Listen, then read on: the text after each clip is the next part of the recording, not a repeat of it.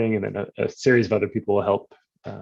It takes several of us to run these meetings. Use the chat as much as you can, and hopefully not in a distracting way, but to again ask questions or offer feedback. We had over 50 participants request to give talks, which is awesome, and to try to make this as much of a two-way dialogue as possible. A series of people have signed up to do 5-minute lightning talks. So those will be kind of starting off this morning after an overview presentation. Talks themed mostly around biogeochemistry. And then there will also have a series of longer format, kind of standard 12-minute talks with a few minutes for questions. We also have 2 virtual coffee breaks scheduled, so it's not the same as all gathering to have snacks and coffee in the foyer at the Mesa Lab, but hopefully it does give us a chance to have some of those more informal conversations. So I'll have one of those this morning and another one on Wednesday morning. And before we move forward, Elizabeth, I was wondering if you could launch the poll now. Elizabeth Faircloth has been kind of in the background managing a bunch of the logistics for us. So first off, thank you, Elizabeth. And I was curious, with almost 80 of you online, how many of you have come to a meeting before? How many of these you've come to? I realized this might be my 11th Land Model Working Group meeting, which is kind of scary. I don't think of myself as being in this old guy category, but I guess I am. So it looks like we've got about 70 people that have responded. Call that good. So, over a third of you are here for the first time. So thank you for coming. And then a number of folks who have been here maybe less often. So again, thank you for all this kind of, I think the early participation of early career scientists is really important. Are you guys just seeing the PowerPoint screen now? Adriana? Well, I can see the poll, but maybe just stop sharing. Okay. Maybe you have to hit, or Elizabeth, you can maybe help us. I think I might be doing this too many times. Great, so it's great to have so many people. And I want to say thank you. With 2 years, I don't know how to, Elizabeth, I don't know if you can stop the poll from showing. Maybe it's just on my screen.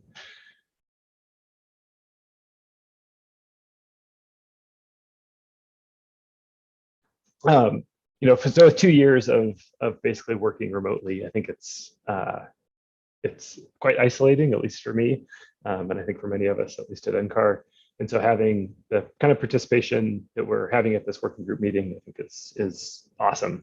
There's over 250 folks that have registered as of this morning, and that kind of engagement is really critical, not just for the land model and biogeochemistry working groups, but more broadly for the success of the Ctsm effort. It really is the participation of the community that I think makes this special, and at least motivates me to do a lot of this work.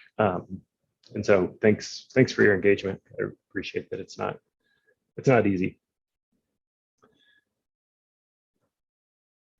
And we always start this meeting with kind of an announcement about the Andrew Slater Award. So this must be the 5th time or so that we've offered the award. So since 2018, the Slater Award was given to the best student in postdoc performance at the meeting. And it's really, we take more than just the 5 or 15-minute presentation that you give at this meeting into consideration. It's really kind of the body of work that people are making, the contributions they're making to improving Ctsm, and really also in appreciation of kind of what's shown in this picture, that Drew would often kind of get into kind of hairy situations like what's shown on the right, but always come out smiling like he is on the left. So the 2 winners from last year were Yui and Ine, who nicely took photos of themselves with their award. So you can see this is a very prestigious award with the best colored printing that Dave can find.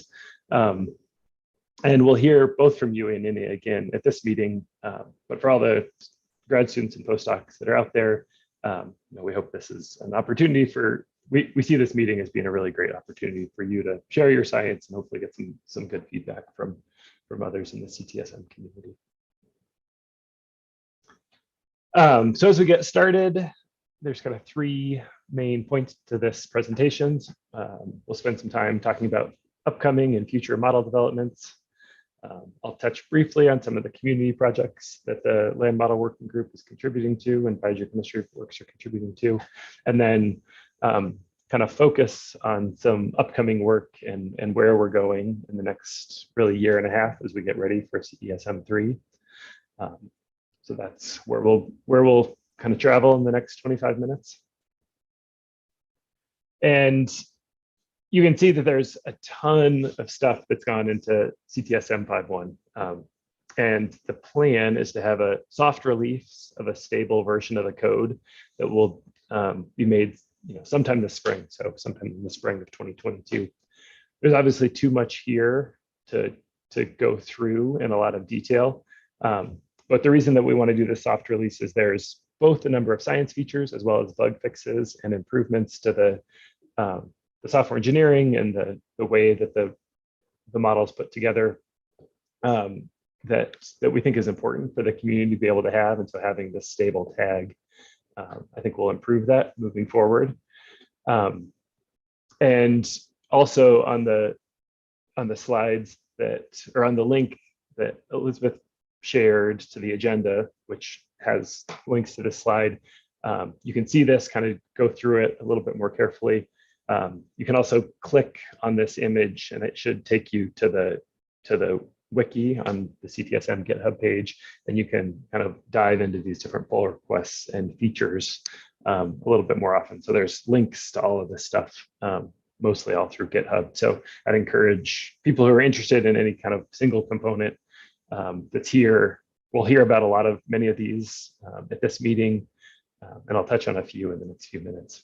But with all of this, all of these code developments coming in, it would be really, really easy for the Ctsm code base to look like this image on the right. I'm sorry, the image on the left, but instead, I think that the environment, the Ctsm environment that users get looks much more functional and clean and tidy like the one on the right. And that's 100% due to the contributions of the software engineering team. So I just want to say thank you to especially Bill and Eric, Megan, Sam, Adriana, Greg, Ryan, and Keith, who really do kind of help for both Ctsm and for Fates keep things running and keep us all sane. So this is maybe a somewhat more digestible graphical organizer of kind of where we are and what's moving forward. And I want to kind of focus your attention on the bottom left part of the screen, or I'm sorry, bottom right part of the image where, we have a release of Ctsm 2.2 that CESM 2.2 that people are working with, and we're moving towards Ctsm 3, which right now the tentative release date is in summer of 2023. So it doesn't really matter where you kind of draw this middle vertical line for where Ctsm 5.1 and Cesm 2.3 lands and kind of what goes inside of it. Right now, what we have are these some runs with interactive fire that are kind of hung up on technical difficulties, but that are kind of moving forward that I think will be interesting to the community. And yeah, Dave in the chat, thanks for pointing that out. Not released in summer of 22, but that's when we're going to start putting it together, kind of defining what Ctsm 3 will look like. And so right now we've got the biomass heat storage changes that Sean talked about last year at this meeting that are in the model. There's changes to Arctic phenology that Leah Birch put in and some bug fixes that went along with it. There's changes to fire as well as some other fire bug fixes. And then some new work that I'll talk about a little bit today that Rosie Fisher has been leading with the SP configuration of Fates. as well as regional and point simulations of fates that Adriana and Jackie have been working on, and then some neon tools that I think will be pretty exciting for the community. Moving forward, though, there's obviously a whole lot more coming in. So that includes things like Megan, dust emissions, and water isotopes. We'll hear from Longley about dust emissions today. Then Sean's work with the representative hill slope model, we hope to have released in CTSM 5.2 and in CESM 3. In his reservoir management and then MISU route will all be coming in. There's a transient urban pull request that's been merged to main, and then in CTSM 5.2, we'll have new data sets that will allow us to run transient urban simulations, as well as looking at some subgrid land-atmosphere interactions, and then a new pull request from Ronnie Meyer that modifies how CTSM is calculating roughness length. We'll talk about fates a whole bunch in the next day. There's a number of fates talks, especially tomorrow morning. The mimic soil biogeochemical model that Sam and I have been working with is coming to main hopefully this week, actually. And I'll show a slide about that in a minute. And then Sam Rabin's going to talk about his modifications to crop planting dates. And then the Apsin CRIP model, I still haven't corrected this slide, the crop model. Everyone can get the laugh. The APSIM crop model hopefully will be coming in, and those are, when APSIM actually makes it in is kind of TBD. So just a few highlight slides. These are hot off the presses in the sense that they were made. The figures were actually made last week. Rosie's pull request came in the kind of mid last year. So there is this working Fates SP comp set that's on the main development branch. So that's a huge win in terms of being able to run Fates in CTSM. A number of folks have run global CESM2 CAM6 cases with Fates, mostly just as a smoke test to make sure that it works.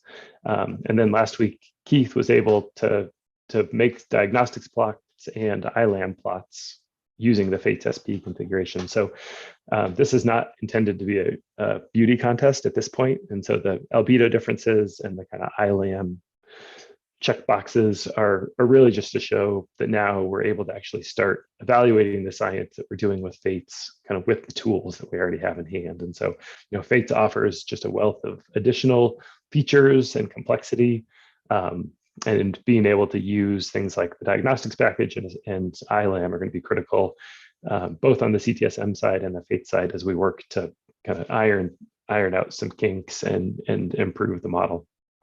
And so along with that, there's a lot of opportunities to start calibrating these reduced complexity mods, reduced complexity modes of Fates. So in addition to SP, things like NoComp and fixed biogeography. And it's, I think, a really exciting time for both the Fates and the CTSM community to start engaging with what hopefully will be the kind of the new, the new default configuration of CTSM, before too long.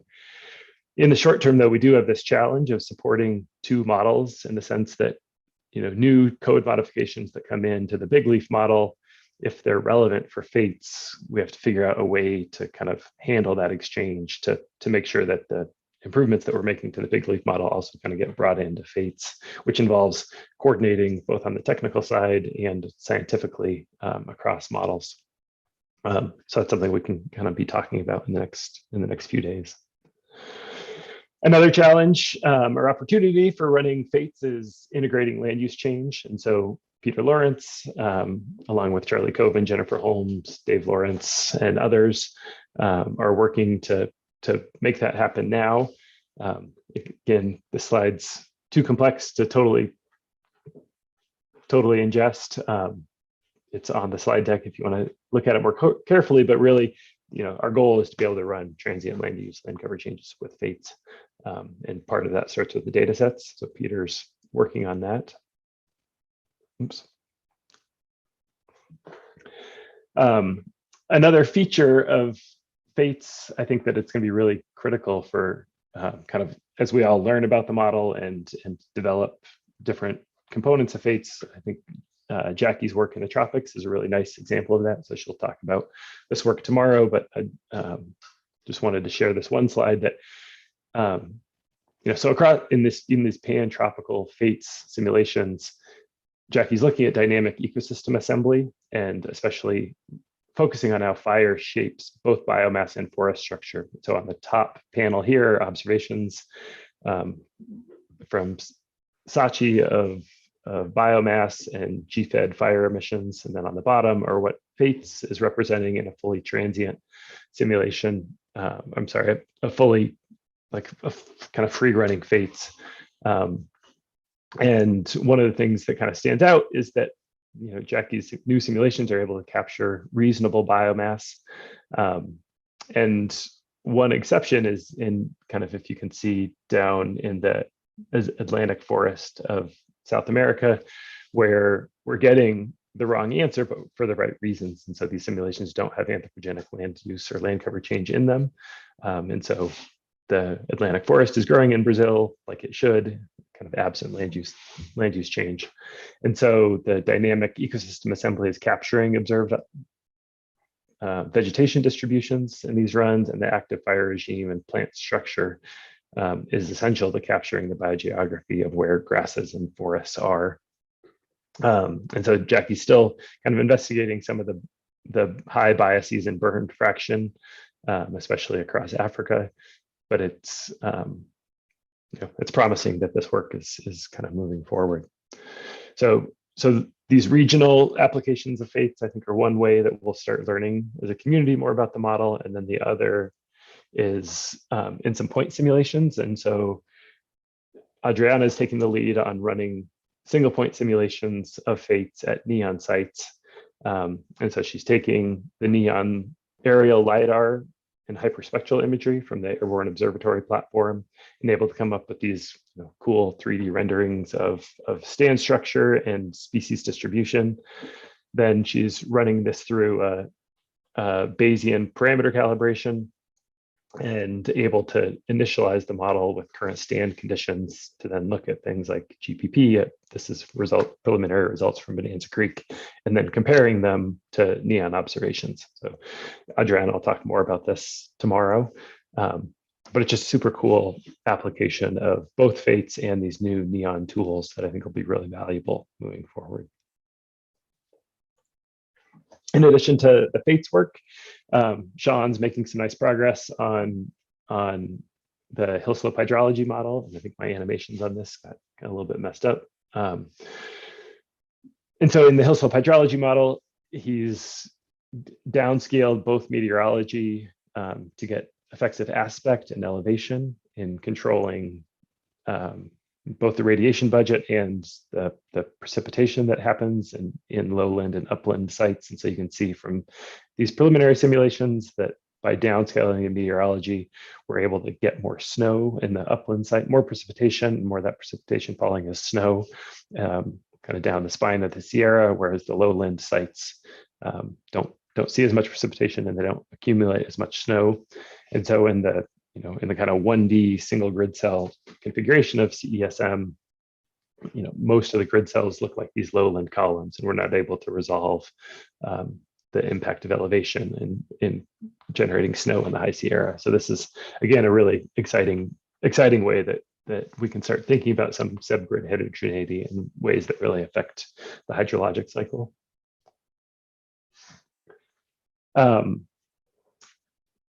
Ctsm also has the distinction, or I guess the land model working group has the distinction of maintaining 3 extra repositories that are all used for different river models. And so hopefully those will all be replaced. Well, those will be replaced with Mizoroute. This is work that Naoki's working on. I think he'll talk about this on Wednesday. But what Naoki's doing is showing that you can take the gridded runoff that's coming from Ctsm, map it through a mediator to these hydrological response units or catchments that are shown in the top left of this screen, and then routing those to a river reach model, which is able to better resolve the river networks across the globe and here in the Western US. So I think the functionality of MISI-Route is pretty exciting, both because it removes, it'll down the road, it'll remove the other river models that we'll have to maintain for CESM, but it also hydrologically, I think, is a more robust approach. So for more on AOP from that. These results are literally hot off the presses in the sense that I made this figure just before jumping on the talk today. And so this is results from MIMICS, which is the microbial mineral carbon stabilization model that I've been working on, Stuart Grandy and Emily Kiker Snowman. We'll hear from Emily, I think later today. And I put this up not as a beauty contest to compare the Century vertically resolved biogeochemistry that we've been working with, or MIMICS for this 1-point Amazon case, but more as kind of encouragement for other people that are doing model developments, where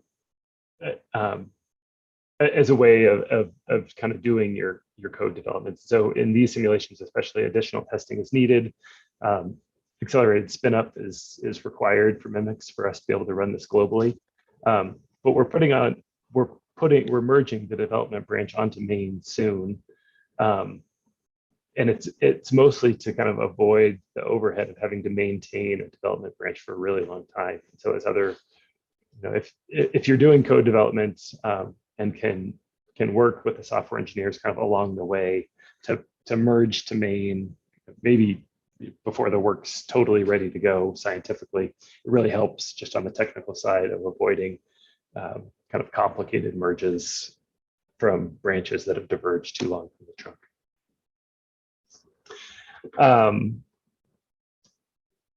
So Daniel, Katie, and Dave are going to be sharing their results from the parameter perturbation ensemble, I guess on Thursday as our last kind of longer block of time. And so the PPE is a big enough endeavor that I think will kind of touch on many parts of our workflow in ways that I think it would help to have a little bit longer explanation of the work that's gone into it and where they're going. And so phase 1 of the PPE is done, where they've done a 1 at a time parameter sensitivity test with all 200 plus parameters that are in Ctsm. And then they're starting on phase 2, which is a Latin hypercube ensemble, selecting the 50 most important parameters for the model. And then following on the work of some of Katie's work, they'll select parameters that have the most significant impact on a number of variables, focusing on the mean state as well as its variability, parameters that have non-overlapping spatial patterns, so that change things in the Arctic, not the tropics, and then also looking at the response to environmental perturbations. And then run a sparse grid simulation with a bunch of Latin hypercubed ensemble parameter sets. So super computationally intensive, and Daniel and Katie have done a really nice job making this a workflow that is hopefully extensible to other projects. It's about 5 minutes left. Well, perfect, thanks. The last kind of highlight that I want to raise here is the neon flex towers. So we've been talking about this a decent amount again on the agenda. I think you can click on these pictures and go back to the repositories that are being involved. But briefly, NEON is the National Ecological Observatory Network, which is collecting data at close to 50 sites across the continental US. And we've developed a simple containerized cloud-based simulation system that takes processed NEON data, which includes gap-filled meteorology, some site characteristics, as well as other data from the Flex Tower for model evaluation.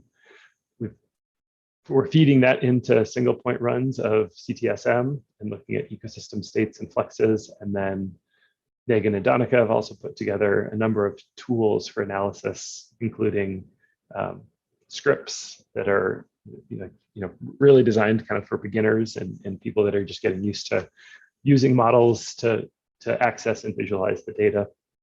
So we'll be doing a kind of a live demonstration of some of these features tomorrow afternoon, and hopefully you guys can stick around. But the repository is live for this, and people are welcome to have a look. And I will say that this is still a beta version of this product. We're still waiting for final data from Neon. And then we'll update everything on our end before releasing this to the community. A number of community projects are kind of ongoing. And so there's the Ctsm2 large ensemble. There's as well as the Ctsm2 CMIP5 ensemble, which is really designed to compare the Ctsm1 and Ctsm. Got some errors on the slide. Compare the Ctsm1 and Ctsm2 large ensembles and evaluate the effect of forcing uncertainty versus the model uncertainty. There's the SMILE and S2S projects, which are run by the Earth System Prediction Working Group, led by Steve Yeager and Jager Richter. That they're having a working group meeting in a couple of weeks. The fire simulations that Simone's running, I mentioned, that project really could benefit from having a postdoc that can help on it. Daniel Kennedy is now running the trendy simulations for Ctsm5. The PPE resources are available. Wim and Dev are running the EasyMIP and recap contributions of Ctsm to those two projects. And they're actually doing those with their own computing resources. So people can contact Wim and Dev if they're interested in learning more about that. And then I wanted to put Keith's work with the Plumber sites, both for Plumber 2 and Urban Plumber, up in terms of community projects. Super fast. This is just a teaser. If you haven't looked at the Ctsm2 large ensemble or don't know much about it, there's a link here to Keith Rogers' 2021 paper. And it's really a unique resource in the sense that, with the Ctsm1 large ensemble, land model output wasn't maybe that valuable, and I think there is a lot of valuable output. And so this is just from the Keith's overview paper, looking at changes in the seasonal cycle of net ecosystem production on land. I could stare at this figure all day and kind of learn things from it, but I think it's a really nice resource that I think we can do more with. And so then I want to finish with upcoming land model working group activities. It's only one slide here, and so we're wanting to offer a virtual tutorial that sometime this spring that'll coincide with the Ctsm soft release. Again, it'll be largely online given COVID concerns and uncertainty about NCAR's availability to let people back on campus. And we really want to leverage some of the Ctsm lab capabilities of using this containerized environment for people to kind of get up and running. So that'll include a bunch of updated documentation and a focus on some of the new OPSI features, the Neon single point and regional workflow that people are working on, as well as FATES. And then we've got 10 minutes or so, I think, for discussion. And I'll leave this up as kind of a teaser for all the things that we have going forward. So if folks do have questions or comments, go ahead and raise your hand. Ichi put something in the chat. He wants to know, how likely can you do variance-based parameter sensitivity analysis? I think that's directed at Dave and the PPE team.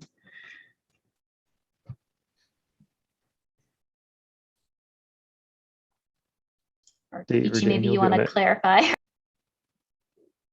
Well, seems like one-to-one is certainly powerful.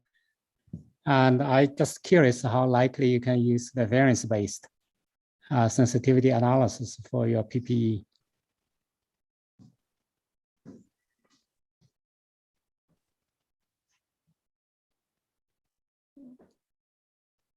Is that? Dave, I can't hear you, Dave. Sorry, now? Can you hear me? Yep. Now? Sorry. Yeah, I don't, sorry, Yuji, I don't know what variance-based sensitivity analysis means. Like SOBO.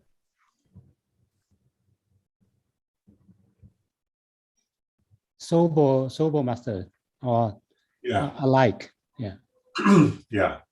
I don't think I know enough to be able to answer that question. Maybe Katie or I don't know if they know. I don't know. I don't know. I've heard of the Sobel method, but I don't know. I can't. Okay, that's okay. That's okay. Sorry. Yeah, because likely to, well, the variance-based method probably will gain, currently you use one-to-one those parameter sensitivity analysis. It's a great, and variance-based probably can understand the system, as a whole. Yeah. Well, so we've done the one at a time experiments just to understand which parameters are the most important, but we are going to run a Latin hypercube, which maybe is like a variance base. I don't really know, but a Latin hypercube set of ensembles, a large one, which then allows us to look at parameter interactions.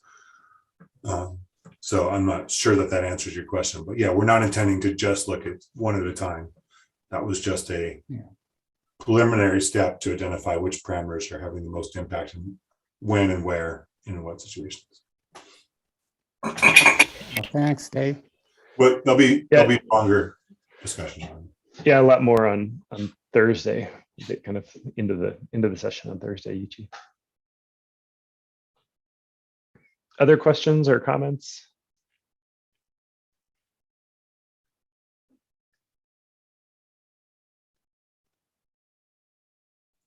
Someone had a question about the CLM crop model, but I think Donica answered it. But Alan Robach said, does the CLM5 crop model, is that going to be staying the same? So now, Donica, if you want to just quickly answer that out loud. Yeah, sure. Yeah, I guess the plan is that eventually we hope to switch over to the Ctsm model when it's available. It's still going to be a while before the developments are complete, and we want to evaluate it and test it thoroughly before we release it as the new version of the crop model. So that's ultimately the hope. So CTSM implies it'll have the same crop model for a while. Yeah, I believe so. And I think the way that we usually work towards these developments is it's not like the old crop model will go away. Not, well, at least not immediately.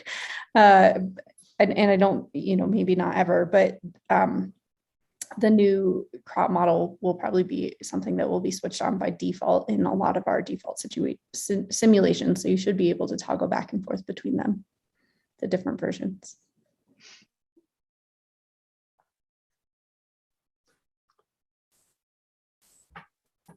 Ahmed. Okay, Ahmed asks, is there changes for hydrology in CTSM 5.1 soft release, or is it the same as 5.0? Trying to think.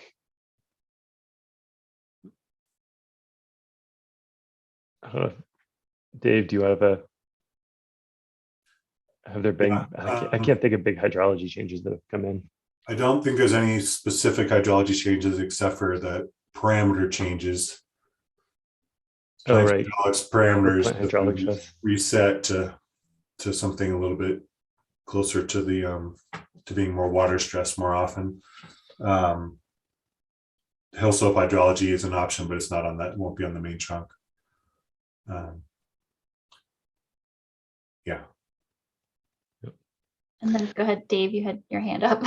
Oh, I was just going to follow up with Donica about the crop model. I mean, there are some planned updates to the crop model, like the work that Sam is doing on the ability to do specific planting dates, and then there's also still this outstanding pull request about how to manage what do you call it, slash the crop residue, and also potentially the having a Monday morning turnover of the crops, the cultivation. So things can change with the existing crop model. I guess I should just stop there.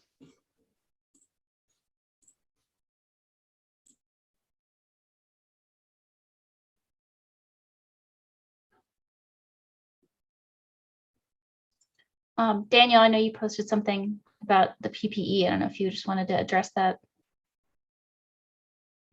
out loud or.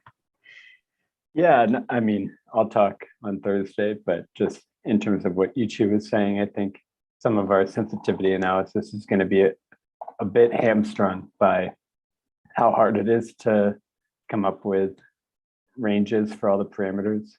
And I don't think we're, going to be contending that all of the parameters sample the same kind of width of distribution. So I think we'll try stuff like what he's suggesting, but some of our conclusions will have to be, walked back a little bit because of that. But yeah, stay tuned on Thursday.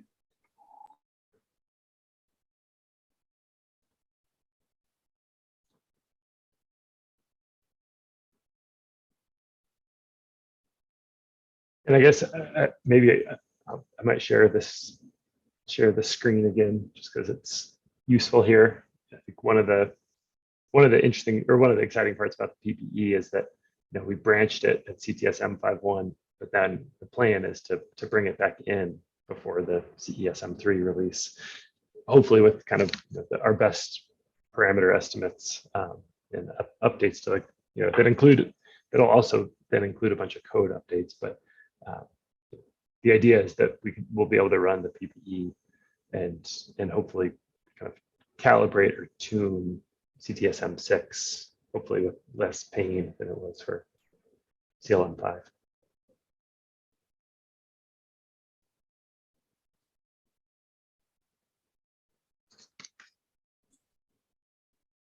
And I'll just highlight, I mean, we're going to hear a talk at some point from Yifan about how he's using that perturbed parameter experiment to help him calibrate for river basins in the Arctic. So, the intention is that the stuff that we're developing for PPEs and emulators can be used more broadly than just calibrating the entire globe model. But we'll get into this, and we're not quite there yet where we have a whole tool in place. But the ultimate goal is that any user could pull down and run the tool and calibrate for their own site or region or new model configuration, etc. Great. Well, if there's no more questions, maybe we'll transition. And so for this next series of lightning talks, presenters have agreed to give 5-minute long presentations, and you all will get to share your own screen, present your talk. And then as we're transitioning speakers, if there's time for a quick question in there, that's fabulous. And then the idea was that we'd have a little bit longer discussion on some of these details at the end. So after hearing from, I think there's 5 speakers or so in this session, we'll have time for a longer discussion. So Charlie, if you want to go ahead and share your screen. Sure thing. Can you all hear me? Yep. Cool.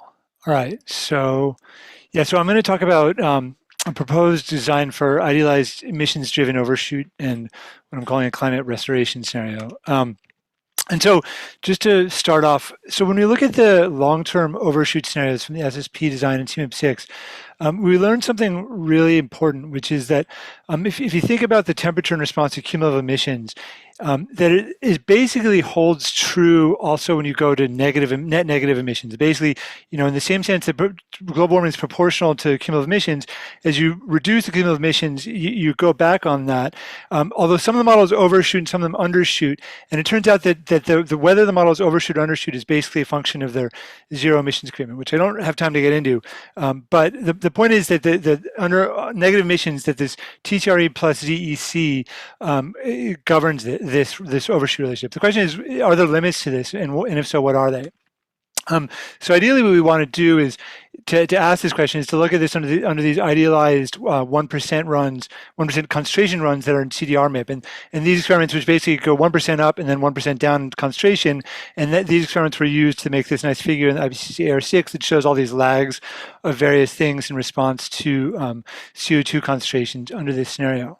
The problem with this is that if you look at this temperature cumulative emissions plot under this 1% up then ramp down, it's actually less symmetric than what we see under the a non-idealized SSP overshoot scenario. So this experiment design goes back. Kirsten Zickfield explored this in her 2016 paper. If you look at CSM2 CDR MIP, it also shows a lot less symmetrical response. And so the question is, why do you see something that's less symmetric and idealized than non-idealized? And the answer is that it actually turns out to be this idealized thing is actually very non-idealized in terms of what you get from emissions. So, if you add up these, the ocean sink, land sink, and atmospheric sink, and these 1% concentration ramp up, then ramp down, you add those three things up to get the inferred emissions, you end up with this really kind of wacky inferred emissions time series where there's this large discontinuity, and it seems to sort of, mess with things. And so the question is there a better way of doing these kinds of carbon dioxide removal experiments? And so the first question is, okay, what might this look like? So what does the shape of these cumulative emissions curve look like in the actual SSP overshoot scenarios? And this is what I'm showing on the left is the cumulative emissions, and on the right, the actual emissions time series. And so this is sort of the shape of what these curves look like. And so it's something vaguely Gaussian-ish, except that none of them go back down to totals, to zero cumulative emissions. But it says, okay, what if we actually treat cumulative emissions as a Gaussian? What would that look like, right? So on the left is what a cumulative emissions curve that's a Gaussian with 1,000 petagrams, going up to 1,000 petagrams, then back down to zero. On the right is then sort of the derivative of a Gaussian of what that looks like, and it's sort of capturing the shape of what these curves look like much better than what we have in the idealized 1% per year ramp up, ramp down experiments. And so, you can in principle make this asymmetric too. If you multiply this Gaussian derivative function by logistic, you get something that actually fits the shape of each of these curves quite well, in terms, but in a more sort of idealized sense, that's less dependent on sort of scenario. So it says that there's kind of a family of these curves, basically, the Gaussian derivative emissions possibly multiplied by logistic if you want to pull out less CO2 than we've put in. And so I guess what I want to propose is that we think of this as an idealized emissions-driven CDR experiment, which is basically just a Gaussian, 1,000 petagrams peak down to zero with an annual emissions curve that looks like something on the right-hand side. And I gave this talk kind of this provocative title of climate restoration because, it's more than just an overshoot. Overshoot is sort of, we're too high, we got down to some CO2 level that's still higher, or some warming level that's higher than we are right now. The question here is sort of to what extent is it possible to restore the climate to some pre-industrial like state? And I guess what I would the vision of this is to create a figure like this that we had that was put in the IPCC R6, but instead of CO2 concentrations, instead of CO2 emissions, to get at all of these things respond as a function of emissions, because that's ultimately what we have a lever of. And so we can get it. What I think is actually a more important question or more important version of this figure that's based around emissions rather than concentrations. So I'm pretty much out of time, but basically I just want to end with this idea that what I'd like to propose is that we do this kind of emission-driven configuration, and hopefully this will set the stage for I think would actually be a more useful sort of CDR MIP2 on the timescale of CMIP7. And with that, I'm out of time, so I'll stop. Awesome, thanks, Charlie. Well timed. Dev, do you want to, or Charlie, can you stop sharing? And then Dev, will you share your screen? Go ahead and introduce yourself.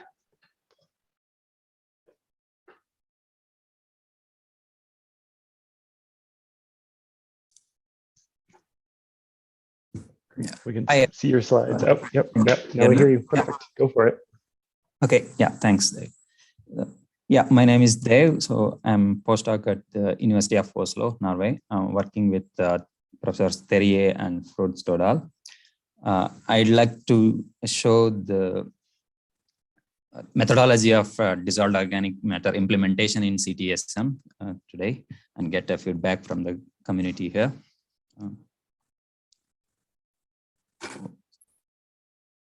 Yeah, so the main motivation of the relevance for diversity implementation in Ctsm is one Green Blue project funded by Norwegian Research Council, and Ctsm is also a land component of Norwegian system model. So yeah, basically in this project, what we want to understand is the link between the dissolved organic matter or dissolved organic carbon and the spanning time of codfish. Yeah, this slide shows a quick overview of the method to implement dissolved organic carbon in Mozart actually. So this is the mass balance equation that I solved in Mozart.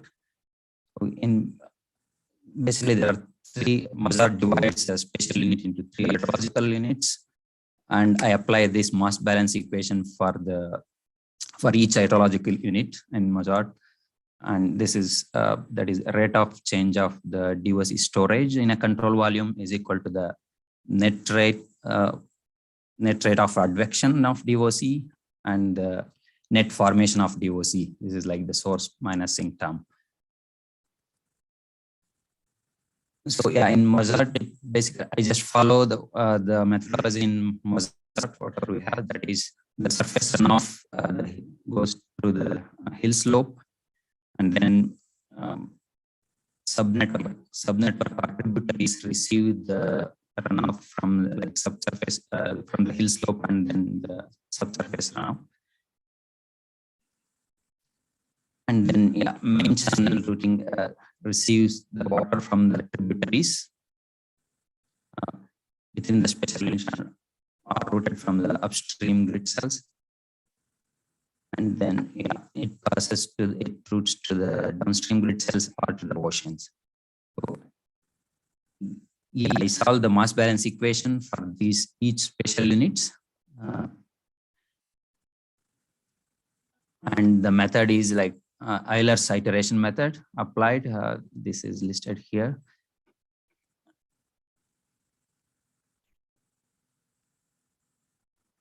And then for the DOC production, I make use of the soil biogeochemistry module in Ctsm. That is like essentially soil carbon pool structure. So along the decomposition pathway in Ctsm or the essentially soil carbon pool, so the respiration fractions are defined like parameterized in Ctsm. And I try to follow the similar parameterization for DOC fractions, that is in the carbon balance equation. So so these are the DOC fraction parameters that I have computed from the rate of constant decay constant rate of these are the DOC fractions for the like labile carbon pools and recalcitrant carbon pools. And I basically calculate these DOC fractions from the DOC rate of decomposition, DOC rate with that of the decomposition of litter and soil organic matter. So basically the introduction of the DOC fraction here does not really affect the mass balance, carbon mass balance. So that's why I try to follow the similar methodology already exists in Ctsm for implementation of DOC. You have about 20 seconds, Dev. Yeah, so I think, so this is just a quick result from the DOC production from each pools, and different pools. So I do not yet have the results for Mozart, so I'm facing issues with parallelization in Mozart. So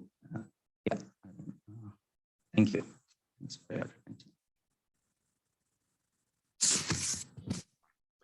Great, thanks, Dev.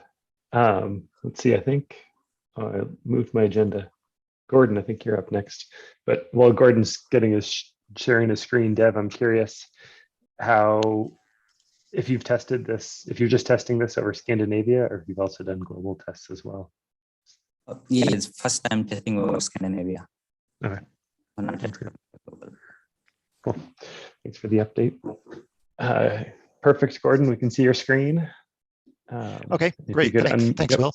And we hear you. Great. Okay, good. I'm going to give a quick update to some work that was published a year ago on the internal variability in the terrestrial carbon cycle.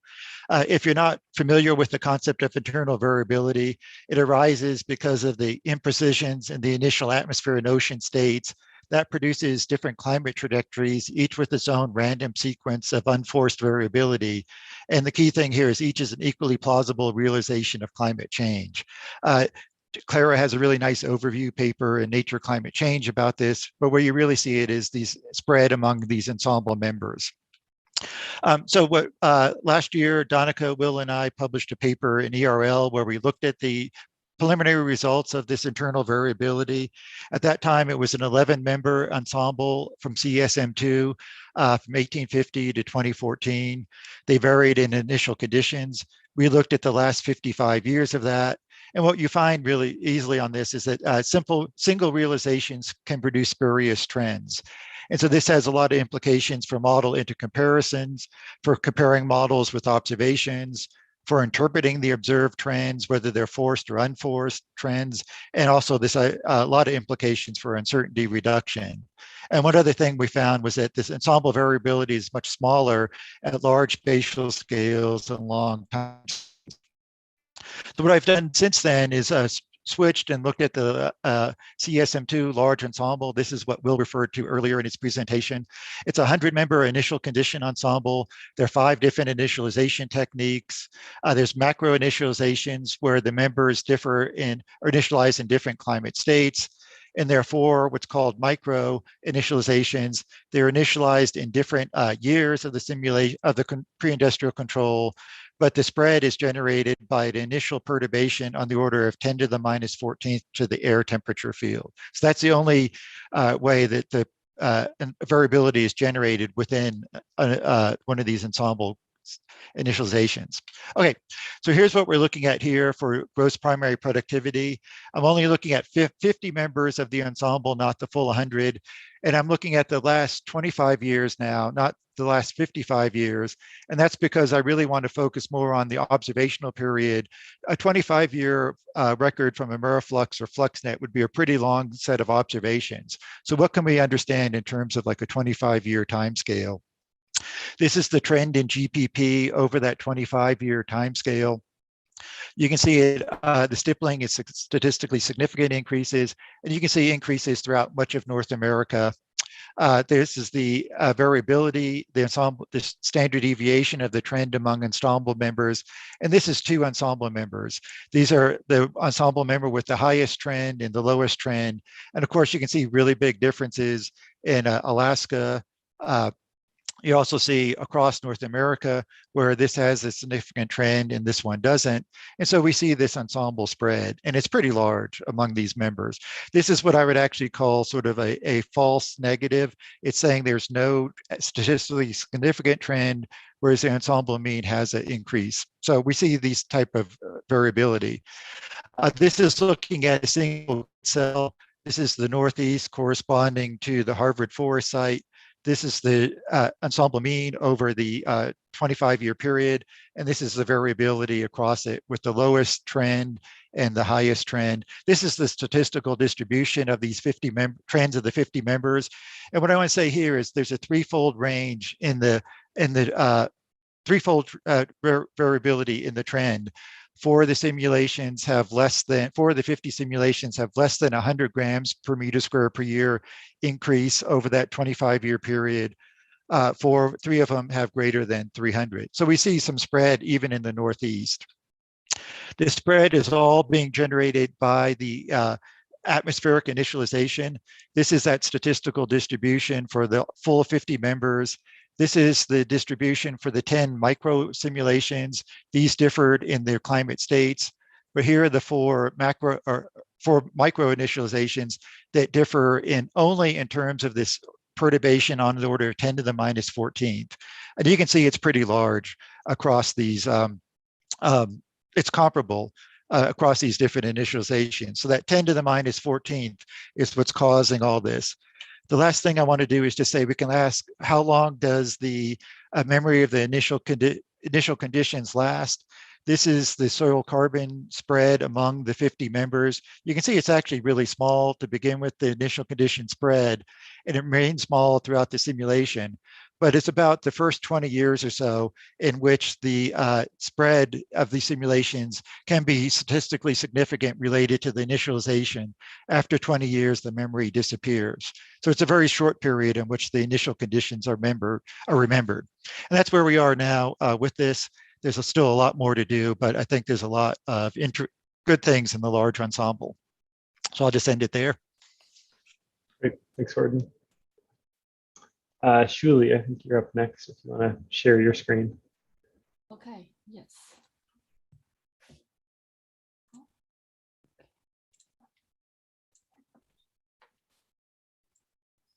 If you can introduce yourself and go ahead and get started. Yes. Yep. Yeah, I can see it. Looks great. Hello, everyone. My name is Xueli Huo. I'm a postdoc from University of Arizona. And today I'm going to talk about our work on the dissimulation of leaf air index and biomass into CLM in the Arctic and Polar region.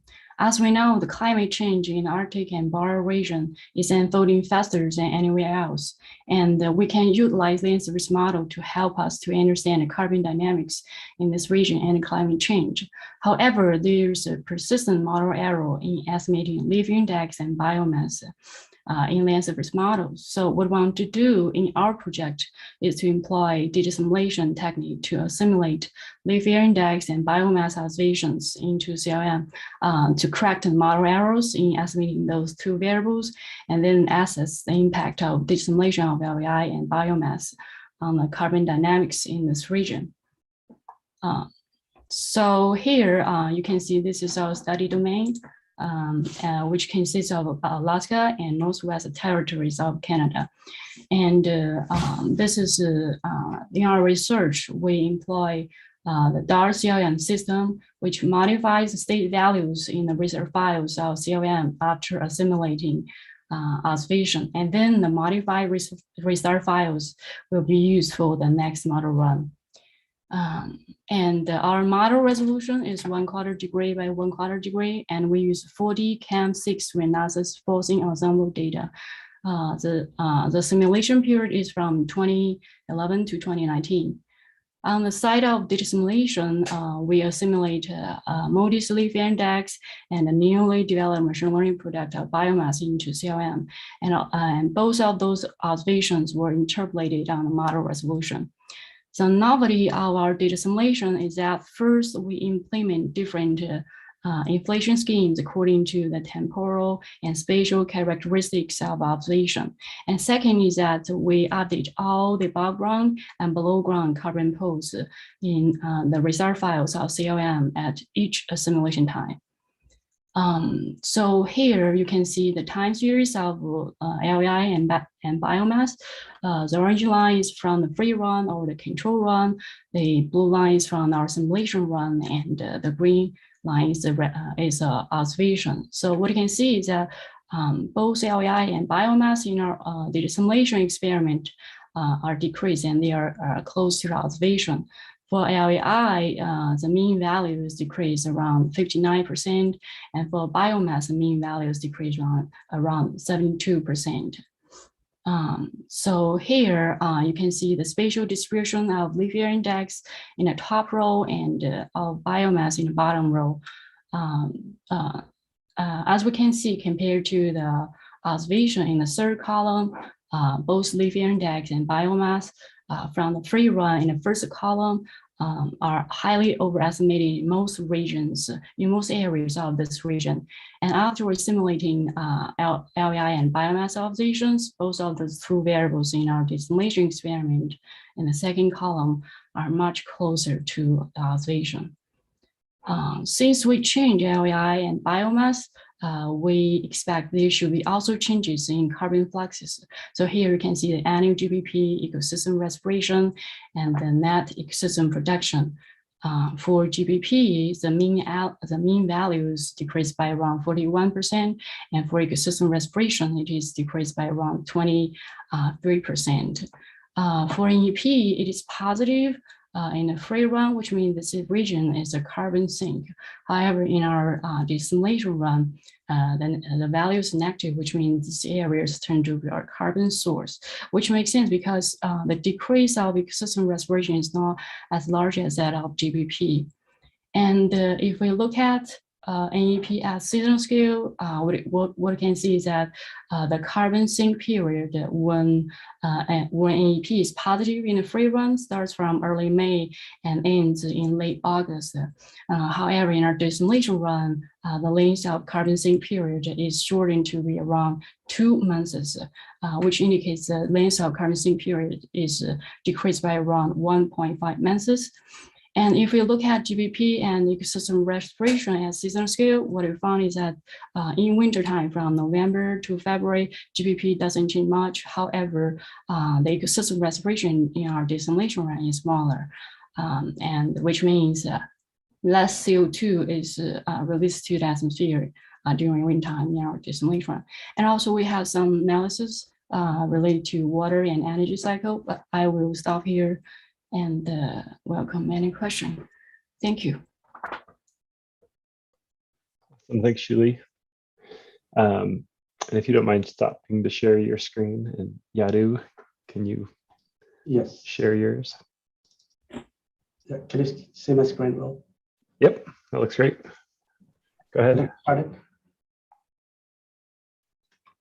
Can I get started? Yep, go ahead. Okay. Yeah, thanks, Will. Hello, everyone. I'm Yadu Pokhrel from Michigan State University. And my talk is about simulating riverine nitrate transport and reaction in the community land model. And this work was done by my previous student and then a postdoc, Farshid Filfalani, together with Dave Lawrence and Penny Mantha. Farshid is on leave, so I'm presenting on his behalf. For background and motivation, with the significant intensification in agricultural activities, there's increased use of chemical fertilizer in many agricultural systems around the world. And when that happens, a lot of that nitrogen goes to river systems, eventually flowing to water bodies. And one example is the case of Mississippi here, where excess use of nitrogen fertilizer has caused dead zone in the Gulf of Mexico. And another example is the Great Lakes systems here in our region in Michigan, where excess leaching of nutrient is causing a lot of issues, including harmful algal blooms and so on. And there are a lot of regions around the world that are facing similar problems, and these are expected to be exacerbated as we continue to intensify agricultural systems to increase crop yield. But there are limited studies on modeling nutrient transport from agricultural lands, particularly from large-scale perspective. And here, nitrate is of particular concern, which is a primary form of nitrogen leach from agricultural lands. And in the CLM model, there's internal cycling of nitrogen, there's biogeochemical cycling, and so on. And that includes plant litter, soil organic matter, and so on. And those are, the internal cycle of nitrogen is linked to the external sources and sinks, but there's a lack of transport of the least nitrogen from agricultural lands to river systems and then to the water bodies. So, input for nitrogen in the model include atmospheric deposition, biological nitrogen fixation, and so on. And on top of that, there's chemical fertilizer added to croplands, and a part of that goes as a part of the crop productivity and so on. But part of that is leached or lost into surface and groundwater systems, and that is what we are interested in here.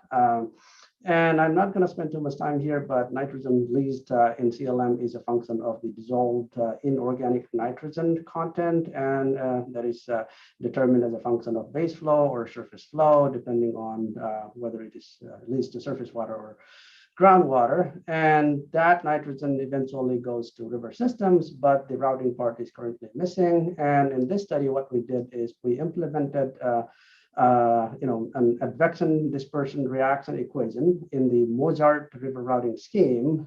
By taking the least nitrogen, we use explicit backward finite difference scheme to route the least nitrogen, particularly nitrate. And we did the study in the Great Lakes region and used two different sources of nitrogen input to the model. On the right here, you see standard CLM data for corn and winter wheat. On the left side, the data based on a recently published paper by Zhang et al. So you see significant differences in the nitrogen added to croplands. These are two different sources we have been using, and the model is set up at 2 arc-minute, about 3.5 kilometers for land and 1/8 degree for river, and then we did spin up for 170 years and so on. And in terms of results, we simulated the nitrate concentration and validated that at a number of locations within the study domain here in Great Lakes Basin. And these red dots are the locations where I'm showing the time series here. And you see these black dots are observations, and red is the simulated nitrogen or nitrate concentration. We see these results, or we consider these results to be promising, given that the model is not really tuned, and we are using the nitrate input, which seem to have a lot of uncertainties and so on. If you look at all of these plots, you'll see a pretty good match in some places, but some over or underestimation. And also we calculated the loading of nitrogen into lakes. We see these 5 different lakes here, total nitrogen or nitrate loading into those lakes, and these maps show the per annum nitrate concentration. And in terms of bias, we didn't see any systematic over or underestimation. As you see, the residual is close to 0 here. And we also validated stream flow, but I will skip this for now. And in terms of limitations, we have not considered water temperature, and also only nitrate is considered right now. And as I said, simulations look pretty promising. And we're planning to extend the study to go for even broader regions like Mississippi Basin or globally. I'll stop there. Thank you. Awesome. Thank you. Thanks to everybody for staying on time. 5-minute presentations are hard to give, and I appreciate everyone doing a good job, like giving great provocative talks and staying on time. Kind of, I guess, to get things kicked off, I guess I'm struck that we've got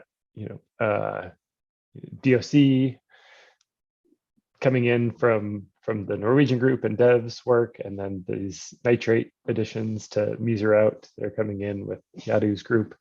And obviously we'd love to have tracers in Mozart, but it kind of points to how challenging it is to have these different groups coming up with different schemes and then integrating them across model components. I don't know if folks have ideas about ways to streamline this process or kind of make it easy, to reduce the lag, to make it easier for these developments to come in and integrated across the CESM system. So it's kind of a software engineering question. I don't know if Sam or Eric or others have ideas, but also a scientific question in terms of university contributors that are doing this stuff outside of NCAR. People have ideas or perspectives about how we can make that easier, better for you.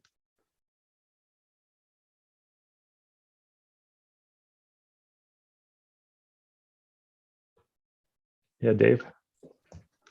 Yeah, I guess I'll just, echoing the same things you're saying, Will, is we need a strategy for this here, and the big challenge is going to be as we move to Mesoraut, right, and the work's being done in Mozart. So I hopefully Dev and Yadu I had something written in the chat here, but I'll just say it is, as modular as you can be with your code, will help make it possible for us to pull into Mesoraut as that, if we do make that transition. And we are trying to figure out whether we can transition to Mesoraut on a CSM3 timeline, sometime in the next month or two, I think is sort of the plan. So, well, I think once we kind of have a better sense of whether or not we're going to go to Mesoraut, I'll come back or we will come back to you and let you know what our plans are more definitively.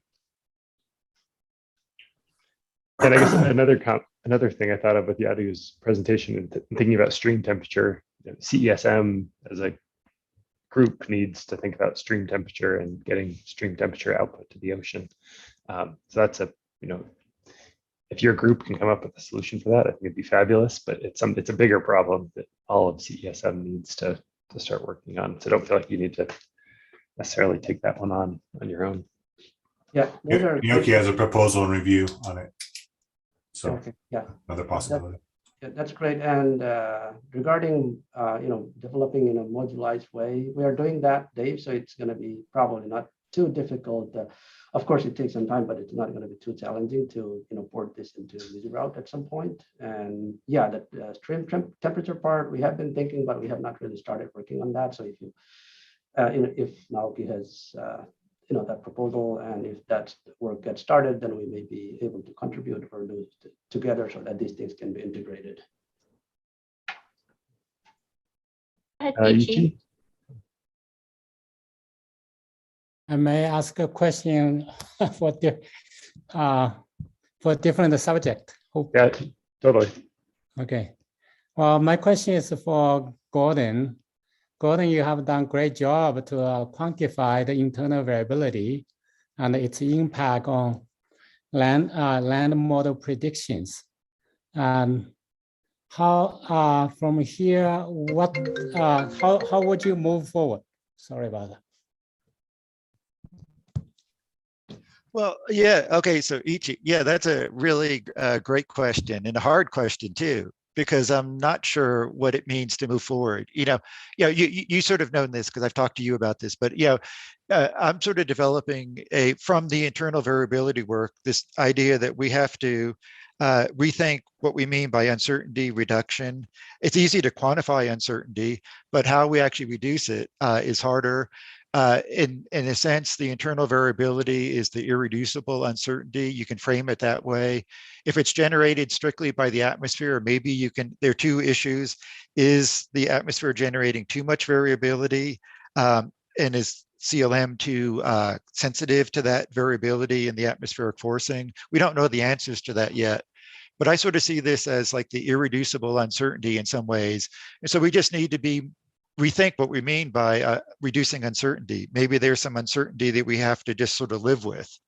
I think it has really big implications in that how we do model development, we tend to just look at one sort of single atmospheric forcing like GSWP3 or crew NCEP. We don't really actually know which one is necessarily the better one. Maybe we could figure that out, but when we couple to a model, we're going to get different climate realization trajectories. The model could look bad with one trajectory, and it has nothing to do with CLM itself. It just has to do with the meteorology that comes out of CAM. So I don't really quite know.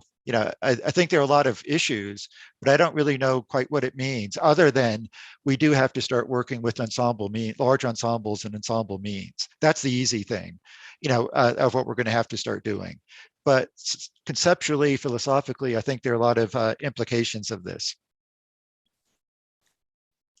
Can I follow up? Gordon, it's wonderful, and I particularly like your analysis. I think you have a forest at one side, and you used ensemble. And is it possible to compare those internal variability ensemble with those ensemble of observations? Yeah. Oh, yeah. No, Ichi, again, another great question. And that's what they're doing on the, internal variability has mostly been looked at from the physical sort of climate, temperature, precipitation sort of ideas. And there they actually are trying to, the question becomes, is the variability generated, you have an ensemble of model simulations. There's also an ensemble of actually observations, in that the we have one realization of the observational record, but there could be other possible trajectories that the system could have gone on. So what's the internal variability that you would get from the observations? Karen McKinnon and others have been looking at that from like a temperature point of view. It'd be really interesting to look at that from a carbon point of view. What is from observational record, what is the internal variability of these trends? We can think of internal variability as just the interannual variability. That's one measure of it. And so that's easy to do. But here I'm looking at 25 or 55-year trends. And so what is the variability of that trend that we might expect just by chance alone in the observational record? And can we constrain it with observations? That, I think, would be a really a fruitful way of going forward and trying to see how well the model is doing. Is it overestimating that or underestimating? Thank you.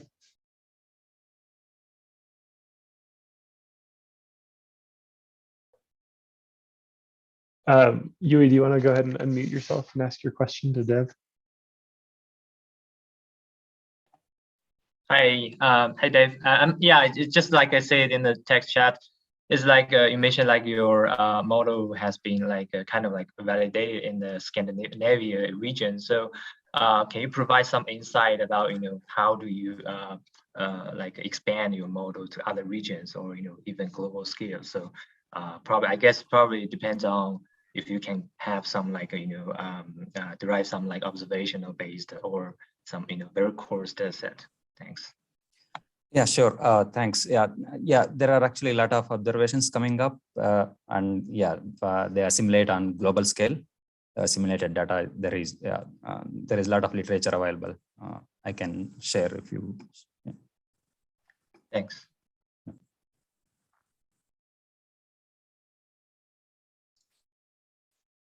Yeah, Dominic. Hi. Yeah, can you hear me? Yeah. Yeah. Hi. I wanted to follow up a little bit on the DOC. I'm really interested. It's really nice to see the sort of DOC transport coming in now. I guess there are some constraints on that because the biogeochemistry model in the soils doesn't have a DOC pool, and DOC transport with the hydrology is actually not implemented in the advection diffusion equations. So I think those are going to be big limitations on accurately representing DOC transport. I recall that, was it Bill Riley and maybe Tang a few years ago implemented a DOC vertical transport model where it moved with the hydrology. Is there any plans to put something like that back into CLM5 where we can actually explicitly have DOC pools and their transport which moves with the water?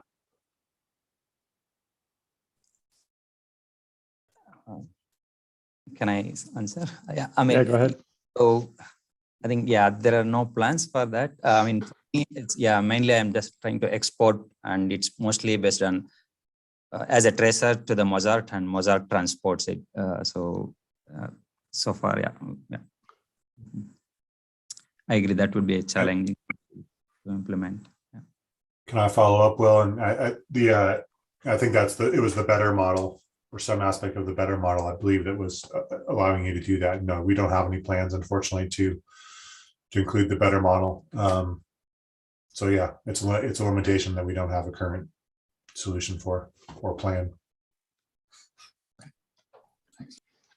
Yeah, I think some of the challenge here is in the development, like what's motivating the development. I think this example of getting DOC into Norwegian oceans is really an ocean and fisheries kind of question. So it's not motivated by mechanistically representing DOC fluxes from the land necessarily. It's more on getting DOC to the ocean. Is that an accurate interpretation, Dev? Oh, you're muted. I mean, yeah, that's a tough question, but I think so. Yeah, well, I'm not sure. Maybe I can add that there would also be other motivations. So coming from a soils perspective, I think that having the DOC transport missing an explicit representation really challenges our getting the soil profile concentration variation of SOC correct. because that transport of DOC down through the soil column is probably the main way that carbon moves down through the soil profile. And what we have at the moment, where it's all done by a sort of artificial advection process, is quite unrealistic. And I think then we get the wrong picture of the stocks at food depth in the soils unless we can get that. Yeah, I agree.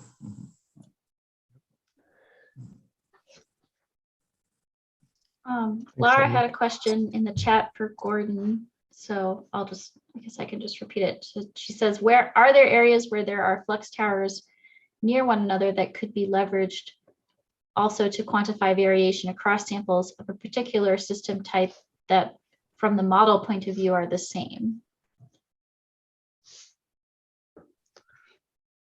Yeah, so again,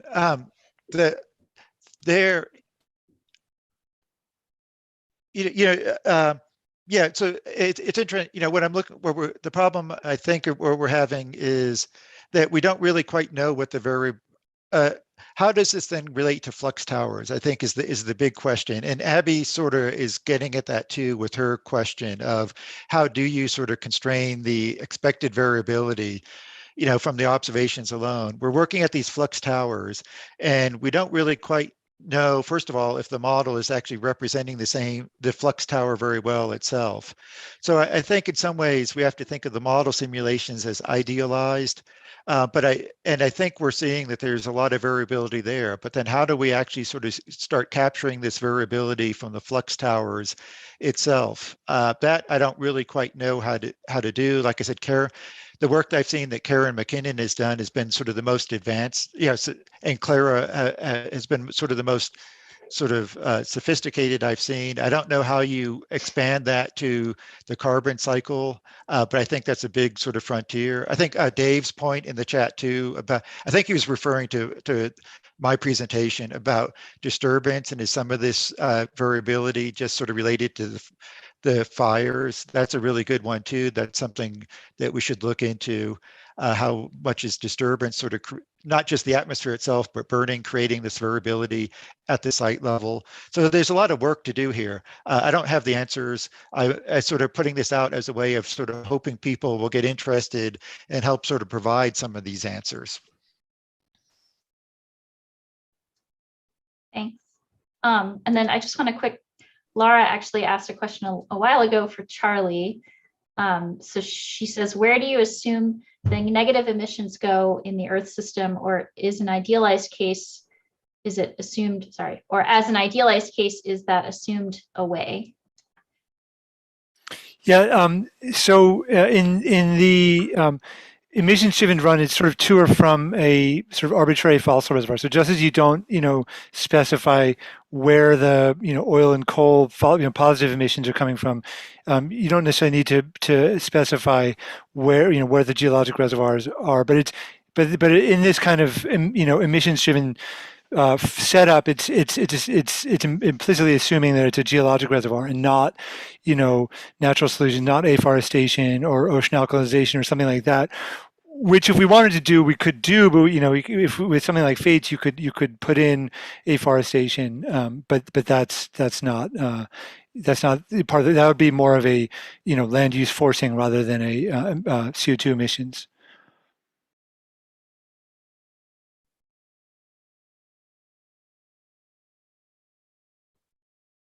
Great, thanks.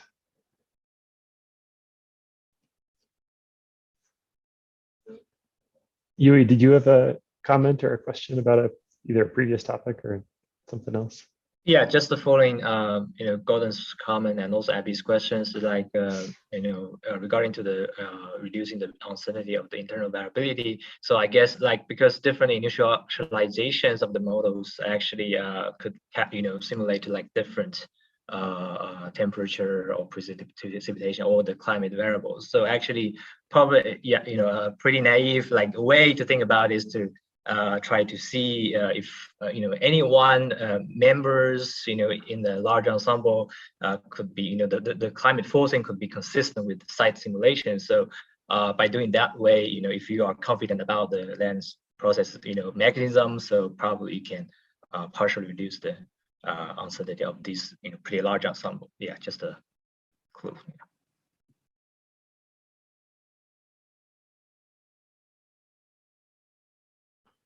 I had a question. I was thinking about this uncertainty reduction question, and it strikes me that to a certain extent, like the data assimilation work that Shuli is talking about is intended to reduce model biases. And then we also have the PPE, which is similarly intended to improve parameterizations. So yeah, so data assimilation like adjusts the model state to match observations. PPE is hopefully also adjusting the model state, but it's doing that through parameter estimation. And I'm curious, like it seems like those, I guess I don't really know what I'm asking it, but other than it seems like the Dart and data assimilation teams are somehow distinct from like the PPE work. And I'm curious if there's ways that we can bring in kind of if there are avenues to bring in those, yeah, those approaches together. Or not, just because historically they've been kind of separate. Yes, Will, it's a very interesting question. And I think the way that we reduce the uncertainty is different because, from the dissimulation side, what we want to do now is to correct the errors actually in the initial condition file. We want to provide a more realistic initial condition file so that CRM will start from a more accurate initial condition file. And from PPE, I think what we want to do is according to what you have for the observations, and then you just modify the values of the parameters.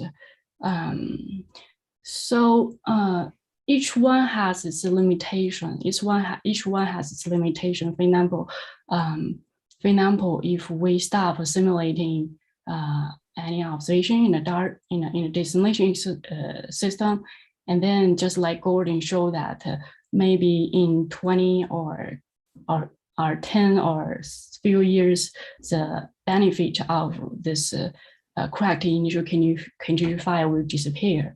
But if you do a parameter estimation or optimization, because it will modify the model's performance substantaneous because you change the parameter value. So, but because you also have the limited observation, so it's hard. It's hard to know which one actually is good, but also there's also a way I think we can combine these two first. We can combine this if you have better parameter value, and then we can based on your model and then do our dissimulation thing like that.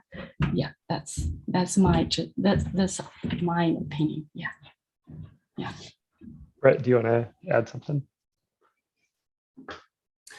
Yeah, I just want to kind of just agree with what Julie was saying there. And I think for sure, if the reason for like the states going in a wrong direction for a state of biomass or leaf area going, in the wrong region, it could be because the parameters are not estimated correctly, and that could cause a mismatch.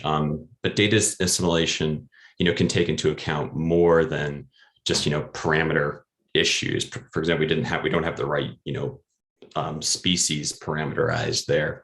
It also will take into account problems with the meteorological forcing for like gridded meteorological data, which is really hard, right? So, it's easiest, I've done a lot of site level studies, right, where we try to, optimize parameters for a given site, known species, and we have like met forcing from a flux tower, we can minimize these differences. But when you do regional runs, it could be coming from like the gridded met forcing data set. You can't, optimize all the parameters ideally over that large range. And so I guess the answer is DA is kind of helping to correct for multiple sources of those errors. Although ensemble common filter DA can also be used for parameter estimation as well. We haven't really done that a lot for the CLM component, but it is capable. You can adjust that just as you would the biomass or the LAI for sure. So yeah, be interested on talking about how we can maybe combine our efforts on that.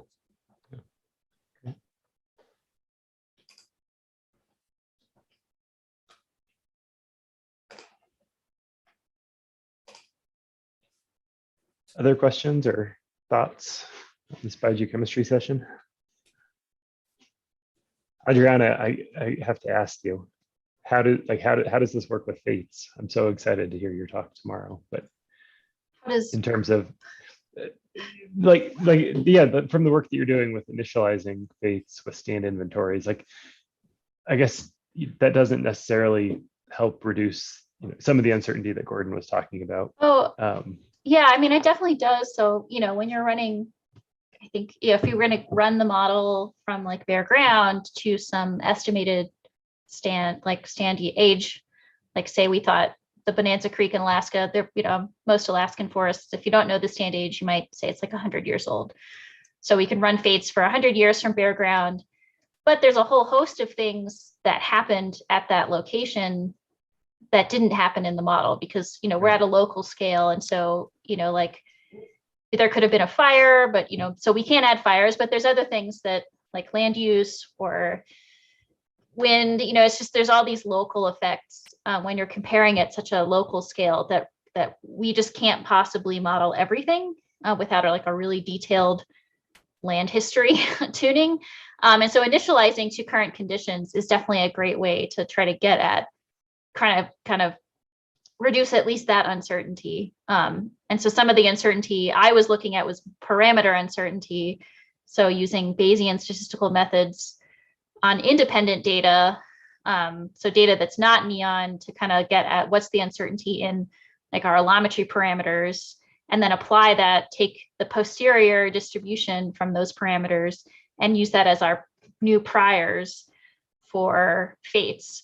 And so then we can see, okay, so everything is the same, except I'm pulling from these parameter distributions. And it's been interesting. But the neon, I mean, the wealth of data that the neon sites provide is super useful. And I'm pretty much only like scratching the surface so far with what you can benchmark or initialize the model with. It's great. Cool. To hear about. We're almost coming up to time for a break. And so unless anyone has a burning question, I suggest we take a pause here.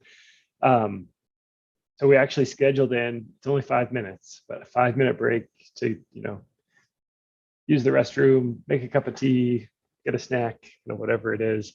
And then at 10:40 Mountain Time, we'll gather again and have virtual breakout rooms where, very much like a coffee break, you can just kind of drop in if you see somebody that you want to talk to or have a conversation with.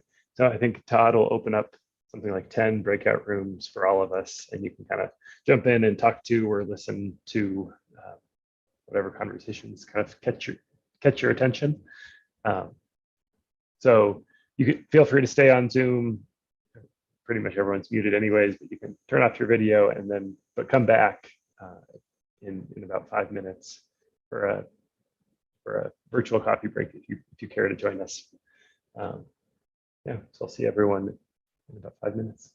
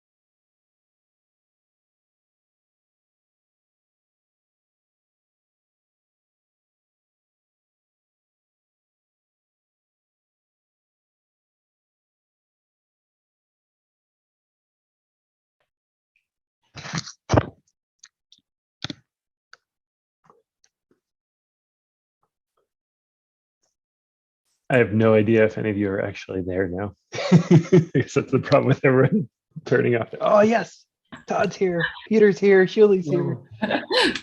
This is Yes, great. I'm here. So folks want to turn on their screens.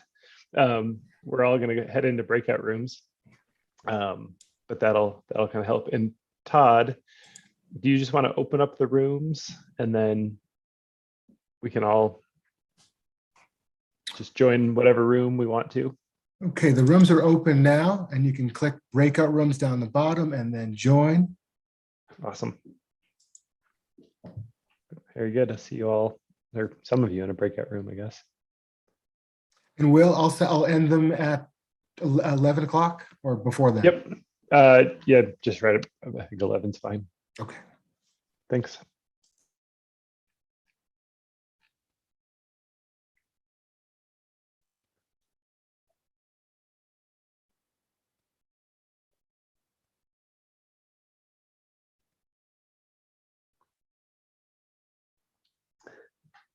Todd, just on a technical question, how do I join a breakout room? All I can see is that I'm unassigned.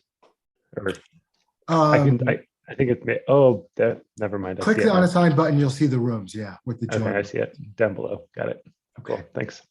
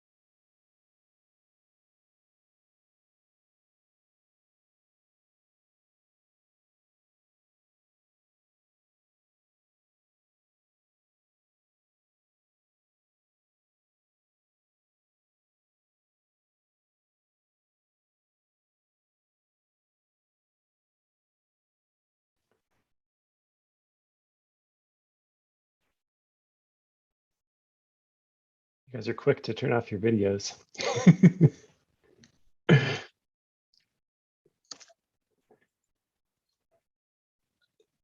Just maybe impromptu poll. Did that work well enough for folks to just kind of choose a room and go into it, or would people rather have a, yeah, you only get to vote if you, yep, show a reaction. All right. Okay. So on Wednesday, we'll maybe do the same thing. Just open up rooms and let people kind of join in, whoever they'd like to talk to. I enjoyed it. Thank you very much. Let's see. So back on the agenda, we've got a handful of talks before lunch. Again, focused on biogeochemistry. And first, we'll hear from Elin, who will talk about some of her work extending mimics, which is awesome because the pull request isn't even done yet, but she's already going to extend it. So go ahead. Yes, can you hear me? Yep. Let's see. Can Maybe you if see everyone my else, yeah, screen? we can see your screen, but if everyone else can also mute themselves so that we can hear your Elin clearly. Go ahead. Thank you. So yes, my name is Elin Ristorpås, and I am a PhD student at the University of Oslo, so also in Norway. And I'm going to talk a bit today about this extended version of mimics that we're working on, which also include the mycorrhiza activity. So just a bit of motivation first. We know that there are potential important climate feedbacks connected to soil carbon because it can act both as a carbon sink and carbon storage, but it also respires a lot of carbon back into the atmosphere through decomposition processes from microbes in the soil. So we want to have this well represented in our models, and it is already in the models. As maybe you saw in Dev's presentation, we have the Century version now that has this decomposition cascade, and it works, but it's kind of hard to validate and it's not super realistic. So it's hard to kind of solve the uncertainties connected to this.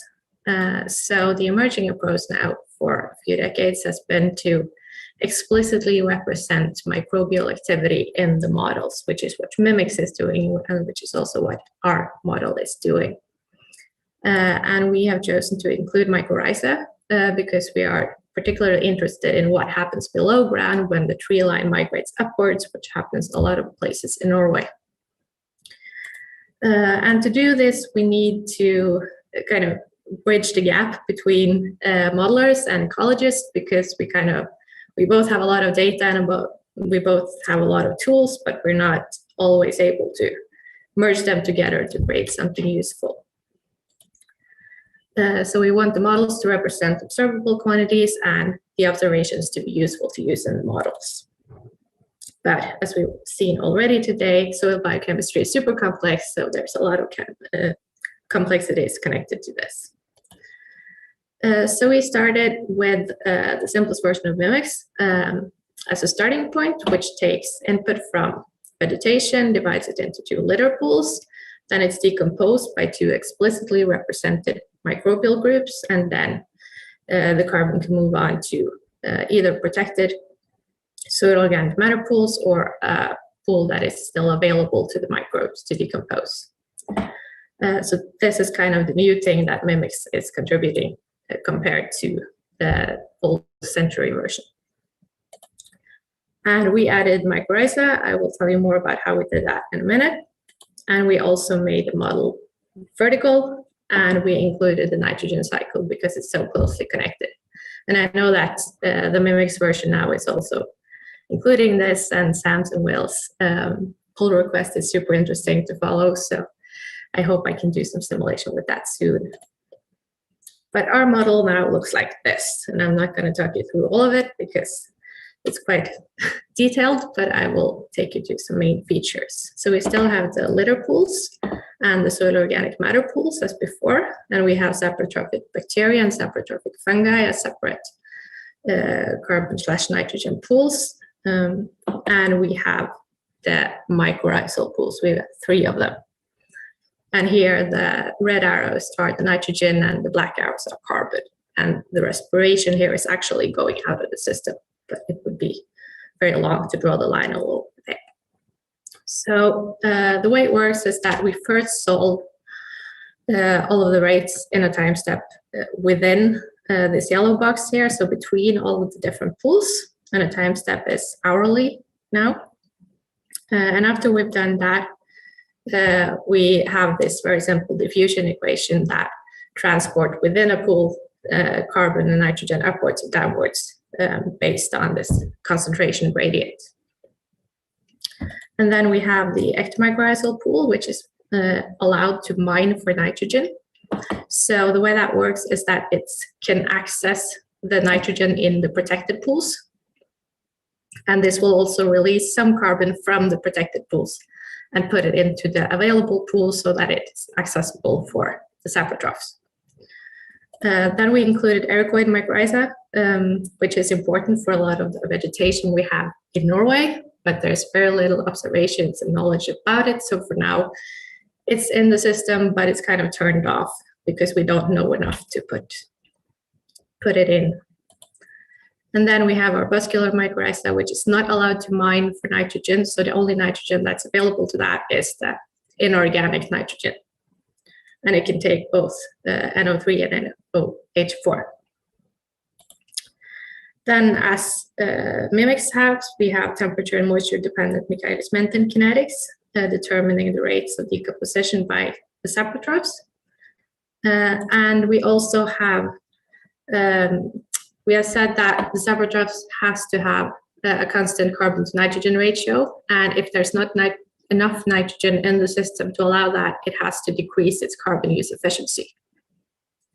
So that is limited by nitrogen availability.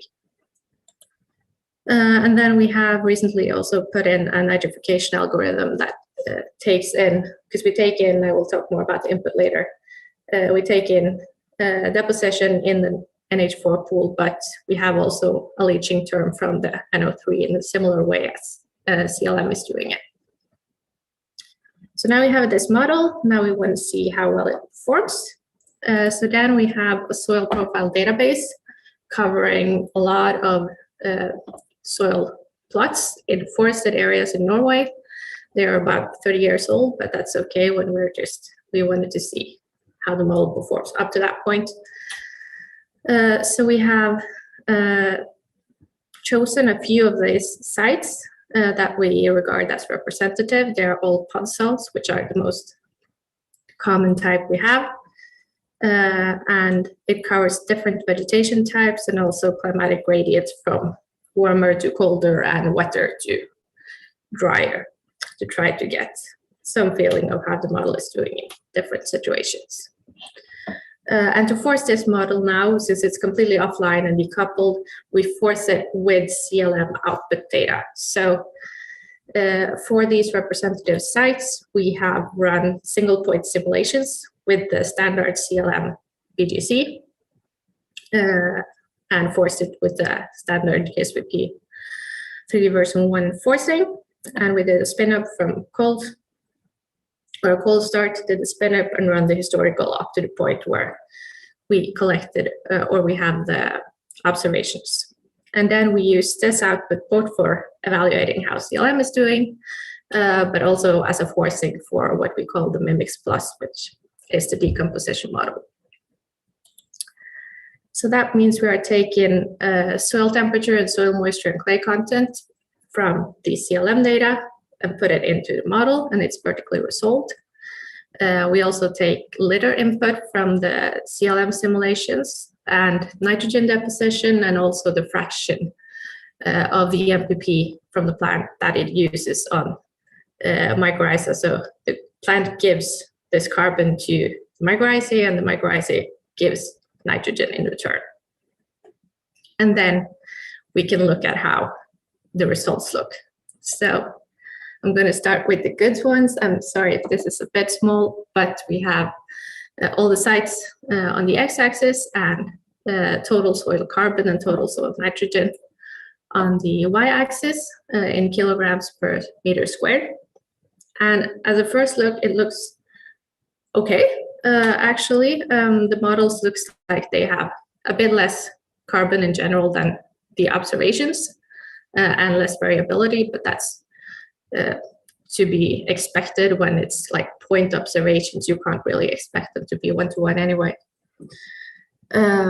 So this looks reasonably good for both models. And now I'm going to show, I know this might hurt some statisticians' eyes, but I calculated the mean standard deviations of this this collection of sites. I don't know if it's really okay to do that with this kind of data set, but I did it anyway.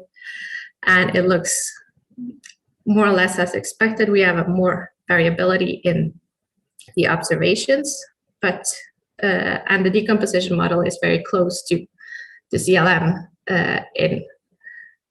in both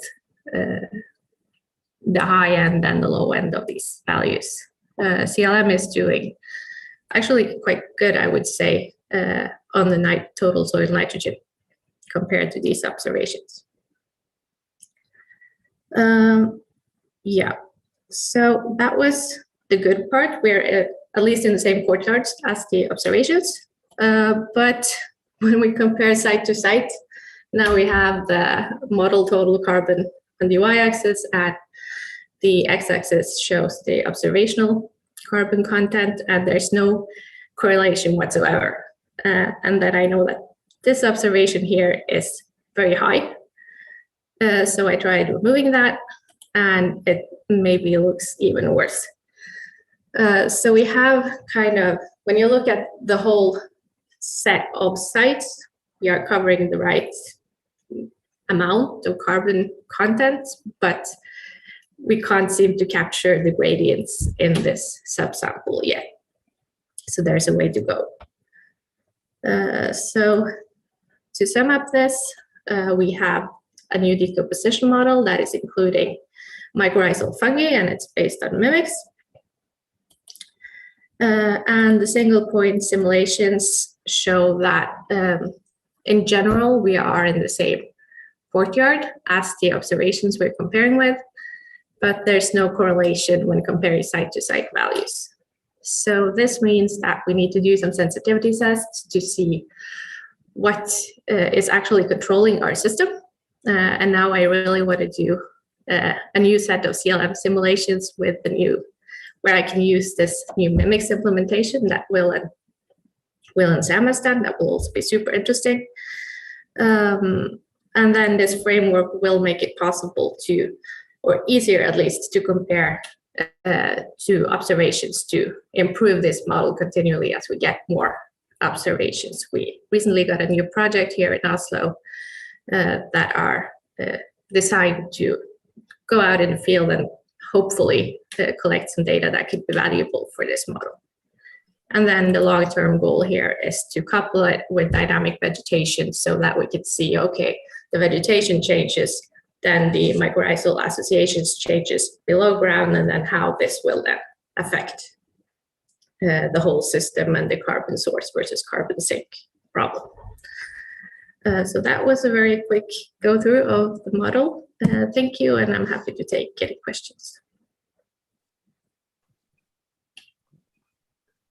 You're right on 12 minutes. That is impressive. Well done. It's very exciting to see. Rosie. Yeah, I have a couple of questions. It's very cool. Nice job putting it all together. I'm sorry, I can't really hear you. What? Does that work? It's just very faint. Yeah, that's better. Yeah, better. Yeah, that happens a lot. Yeah, nice job getting this together. I've one technical question, which is, so when you couple the sort of below ground nitrogen uptake part into CLM into FUN, presumably, do you like feed the costs of nitrogen uptake back into FUN? No, so that's the problem with how decoupled it is now. Let's see if I can go back. So we take this uptake, which is from FUN, and then the mycorrhiza is giving this nitrogen back, but there's no communication here. So how much is giving back is not affecting how much is getting down. So right now it's, yeah, maybe not that useful. We should hang out and talk about that. Yes, you're in Norway now, right? We're still not going to it. My other question very quickly was like with the lack of predictability, like is there any empirical predictability in the data set? Like does temperature or moisture predict the soil carbon in the real world? A little bit. We have some data from the study where this is taken from that there are some correlations with the actual temperature and the actual moisture and the carbon content. So it seems like something is lacking in the model that can capture that. But also, these sites are at very different elevations, some of them. So it might also be that the temperatures that CLM is having or giving from the forcing is not actually matching the temperature that is was recorded on the site, or the mean annual temperature they have for the site. Fair enough. Well, thanks. Thanks. Emily, do you want to ask a question, and then we should kind of move on relatively quickly? Yeah. So I guess my broader question is a lot like Berzy's second question, which is just, do you think that the mismatch between your model simulations and your observations is just inherent variability in soils that is impossible to reduce? Or do you think that there are additional characteristics, additional like site-specific things that you could measure that could make the model better, things that are missing from the model that can make it better? Yeah, so I think a lot of it has to do with, this is just like one single site. They measured how much carbon was there and how much nitrogen was there. And of course, a lot of the variability comes from that. How much, I'm not sure if it's possible to like put a number on that, but I would, of course, like to measure or have, compare with sites that also have flux measurements, so that you can look at the respiration and see if that matches or not. And one other quick question, part of the benefit of a model like this is that you have real, in theory, measurable pools, but how do you actually go about measuring the biomass of individual microbial groups? Yeah, so that's that's a challenge. And because our approach to this was basically to say, we can make a model that simulates anything you want. And then we found the mimics model and showed it to some ecologists and ecologists, and they were like super happy with that. And then they wanted the mycorrhizal groups as well. But then I think in retrospect, we should have spent more time on actually thinking about how this could be measured in reality, and if it can, and how it should. But also, I think this model can be used before you go out and do an experiment, so you can test your hypothesis with a model like this, and then you see, okay, we should measure this and this, if possible. We should probably move on in the interest of time. I think it's awesome. Sorry, like I'll stop no, it's share. great. There you can start asking a ton of really cool questions with this. There's a little bit of discussion in the chat, Elin, if you want to follow up there. And Morgan, Thanks. Can you share your screen? Great, you can see that's fine. I think I'm unmuted now. Hello. Yep. Hi, my name is Morgan Cheatham. I'm a PhD student from the University of Michigan, and I'm excited to talk about my research with you all today. So the figure here on the right is showing the average Northern Hemisphere NBP in kilograms per meter squared per year from 2009 to 2014 for 2 Earth system models. And as you can see, they clearly disagree on the size of the peak and the timing of the peak, which means that even at this large hemispheric scale, models are differing on carbon fluxes. So my research has been aimed at trying to develop a new metric for evaluating one of these large scale fluxes, the growing season net flux. To do this, I'm starting with atmospheric carbon dioxide because changes in atmospheric carbon dioxide will give information on the location of sources and sinks at the Earth's surface. Within the boundary layer, those changes are a direct result of the fluxes at that location. But in the free troposphere, the signals get mixed up because of the winds. And so estimation of large scale fluxes can be done using observations obtained in the boundary layer, but only if we know what the winds are. So one way that this is done is through the use of inverse models, but those models have been shown to introduce uncertainty into flux estimates because of those errors in simulating atmospheric transport. So the data that I've been using is this exciting new data set from the HIPPO and ATOM air flight campaigns. So flights were flown between 2009 and 2018. An example of one of the ATOM missions is shown in the figure on the left. It flew south over the Pacific and north over the Atlantic between about 80 degrees north and about 70 degrees south. The HIPPO missions flew a similar latitude range, but both the southbound and northbound legs were over the Pacific. These missions collected data over the ocean basins, but they also collected data vertically into the atmosphere. So the figure on the right shows the flight from Alaska to Hawaii, and you can see there are dips in the pattern here that's showing that the flight flew between about 200 hectopascal or about 10 to 12 kilometers in altitude down to around the surface. And so these observations provide a new constraint on the amount of carbon dioxide in the atmosphere because they contain both meridional and vertical information about the structure of atmospheric carbon dioxide, meaning we don't have to rely as heavily on simulating transport. Here's an example of the data from HIPPO for the month of January.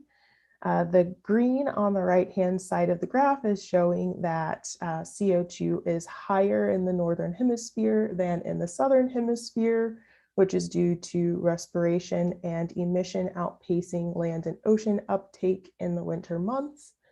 And you can also see that atmospheric CO2 is higher near the surface than it is further aloft, varying by about 10 part per million between the surface and the top of the observed region. We're interested in land fluxes, so I've zoomed in here on the northern hemisphere because there's more land there, and we consider latitude values between 20 degrees north and the highest latitudes we have data for. We're also considering pressure values between 1,000 hectopascal and 300 hectopascal. And within this region, the data is filtered, detrended, and binned by 50 hectopascal and 5 degrees.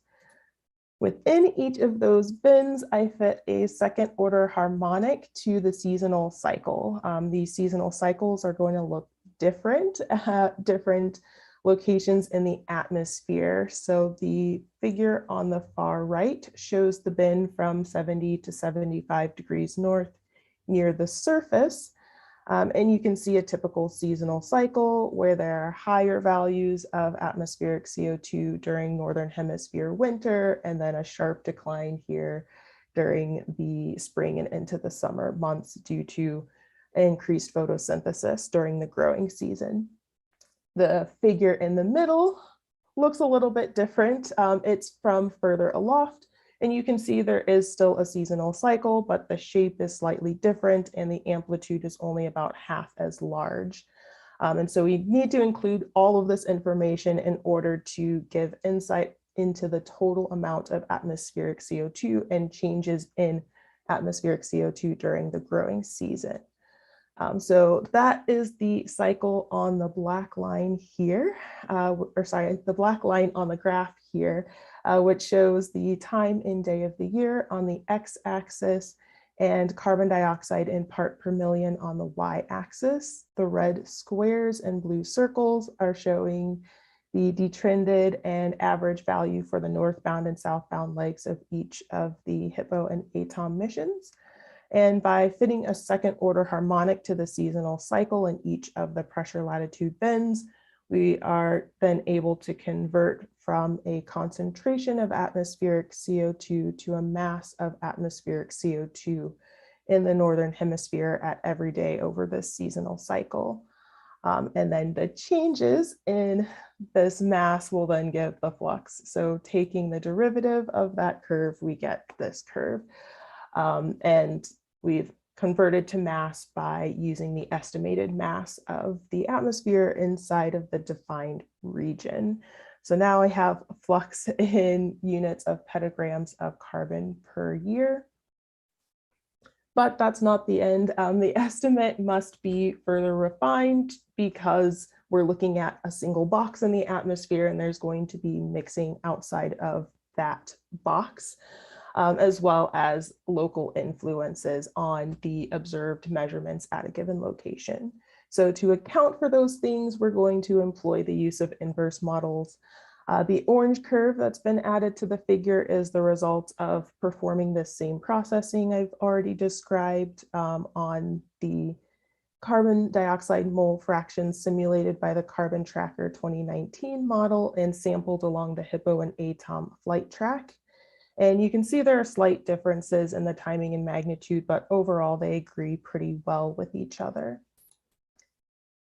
You see something different when I add in the posterior net land flux from Carbon Tracker 2019 over that same time period. The structure is the same, but the flight track derived curve is smaller in amplitude than the posterior fluxes. Within the world created by Carbon Tracker 2019, we would want these two curves to match. And so the reason that they don't is most likely, again, because of the atmospheric mixing and local influences. So by finding the difference between the dashed orange line and the solid orange line, we're also finding the effect of that mixing and local influences, which allows us to then account for those effects in the observationally inferred flux. I do this with 3 different inverse models in order to reduce the amount of uncertainty due to transport simulation. However, as you can see, the 3 models show very similar patterns at the hemispheric scale. All 3 of the solid colored lines match the black solid line well, meaning the model inferred fluxes match the observationally inferred flux. And all 3 of the dashed colored lines are similar, meaning that the posterior fluxes are similar at this hemispheric scale. So our inference of the flux is going to be robust to the choice of atmospheric transport model used. And so I've taken the difference between those solid and colored lines, averaged them together, and applied that average difference to the observationally derived flux. So we finally get to our estimate of the net flux, which is the black line in the figure here on the right. The growing season is defined then to be the time during which there's a net loss of CO2 from the atmosphere or when the flux is negative. And finding the total flux during this season, we have finally been able to use the HIPPO and ATOM aircraft campaign data to infer a growing season net flux, and we get a value of 5.8 plus or minus 0.2 petagrams of carbon per year. Now that we've developed that metric, we also want to use it to evaluate climate models. So here I've plotted the Northern Hemisphere seasonal cycle of NBP, averaged from 2000 to the most recent year available in CMIP-5 models on the left and CMIP-6 models on the right. Each colored line represents a different model, and the thick dark curve is the observations. Neither CMIP-5 nor CMIP-6 models agree on the timing or magnitude of the flux. However, when we're looking at these figures, it's pretty clear that the CMIP-6 models have a reduced spread and that they might be comparing a bit more favorably on the timing of the seasonal cycle. We're going to compare the growing season net flux to the models, but here I've started by just plotting all of the CMIP6 models on this graph. So on the x-axis is the start of the growing season and day of the year. And on the y-axis is the growing season net flux, which is equivalent to the total area weighted average NBP in the Northern Hemisphere over the growing season in CMIP5 and CMIP6 models. Each orange letter on here is a CMIP6 model, and the large dot that I've just added is the multi-model mean. This ellipse is showing the two-dimensional variance to one standard deviation. And I can plot all of those same things for the CMIP5 models as well. And you can see here that the CMIP6 models do show a slightly decreased spread in growing season net flux as well, by virtue that the ellipse is smaller. But how do these compare to the observations? The black dot that has been added is the observationally inferred value for growing season net flux and start day, and the gray bars are the estimated uncertainty. Surprisingly, the CMIP5 mean compares more favorably than the CMIP6 model mean on both the start day and the growing season net flux, even though the CMIP6 models seem to be doing a better job of simulating the seasonal cycle. The inferred growing season net flux does seem to suggest that there's a larger net flux and that the growing season starts later than is simulated in the CMIP6 models. And knowing that many of you are involved with Ctsm2, that's model D on the figure here, which compares favorably on the growing season net flux. It's within the error bars, but it does start the growing season earlier than the observations suggest. Sort of the last result I have here is that the growing season net flux is dominated by land exchange. So we've also decided to compare with the total average annual GPP on the left and heterotrophic respiration on the right. Both of these show a strong correlation with the growing season net flux. And so we've leveraged that correlation to try and find estimates for these other large scale fluxes as well. For the sake of time, I'll skip over reiterating all of my results and I guess open it up for questions. Awesome. Thanks, Morgan. Any questions for Morgan?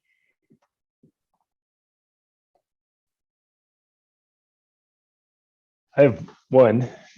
First off, I think it's awesome that we get to switch from like soil microbes to global CO2 inferred from atmospheric observations. That's a huge jump in transition. Yeah, and I guess I've talked some with Britt about this, but I'm curious if your guys' approach can help infer anything about the location of the land sink. You know,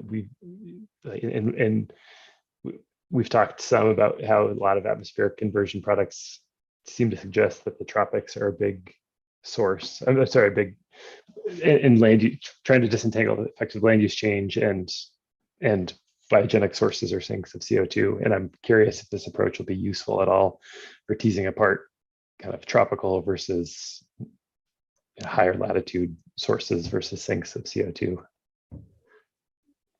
So I guess one thing is that we've been focusing on large scale right now, but I know one hope is that we might be able to use a similar method with satellite data, which is much more densely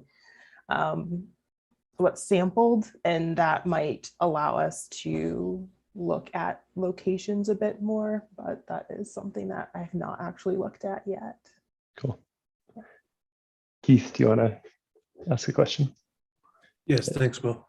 Morgan, this is really exciting work. Thanks for sharing it with us.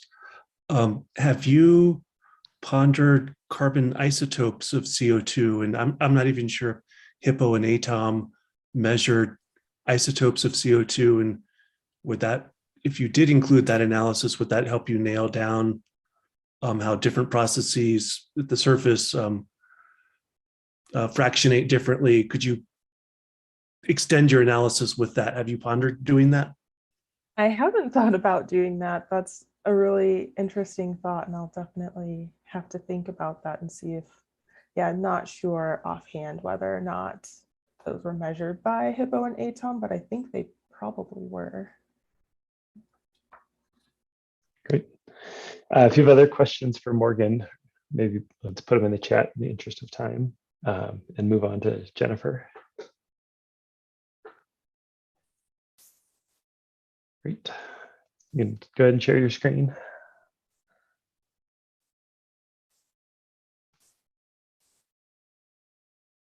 Okay. Is this working right now? Yep, looks great. Great.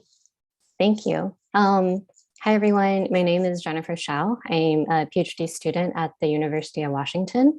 And I guess we're making another transition. I'm happy to share with you all some work that me and my co-authors have been working on, thinking about using a process-based crop model to kind of think about climate adaptation strategies for maize plants in the US.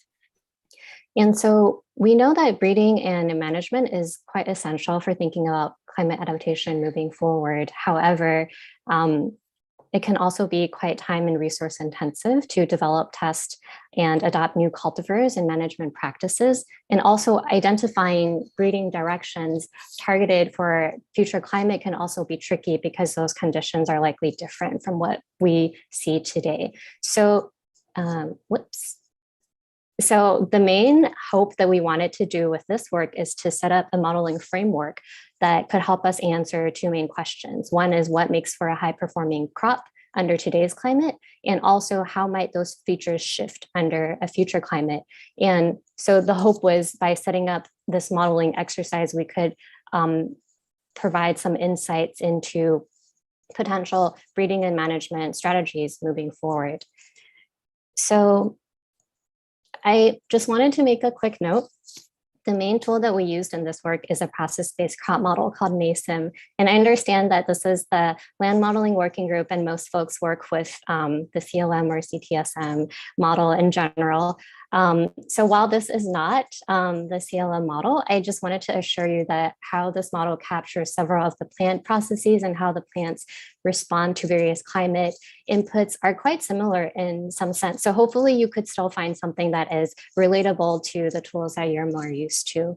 And so very quickly, this model takes in hourly climate inputs. It describes processes such as stomata responses and gas exchange using a coupled form of Balvary and Flower-Clar type model.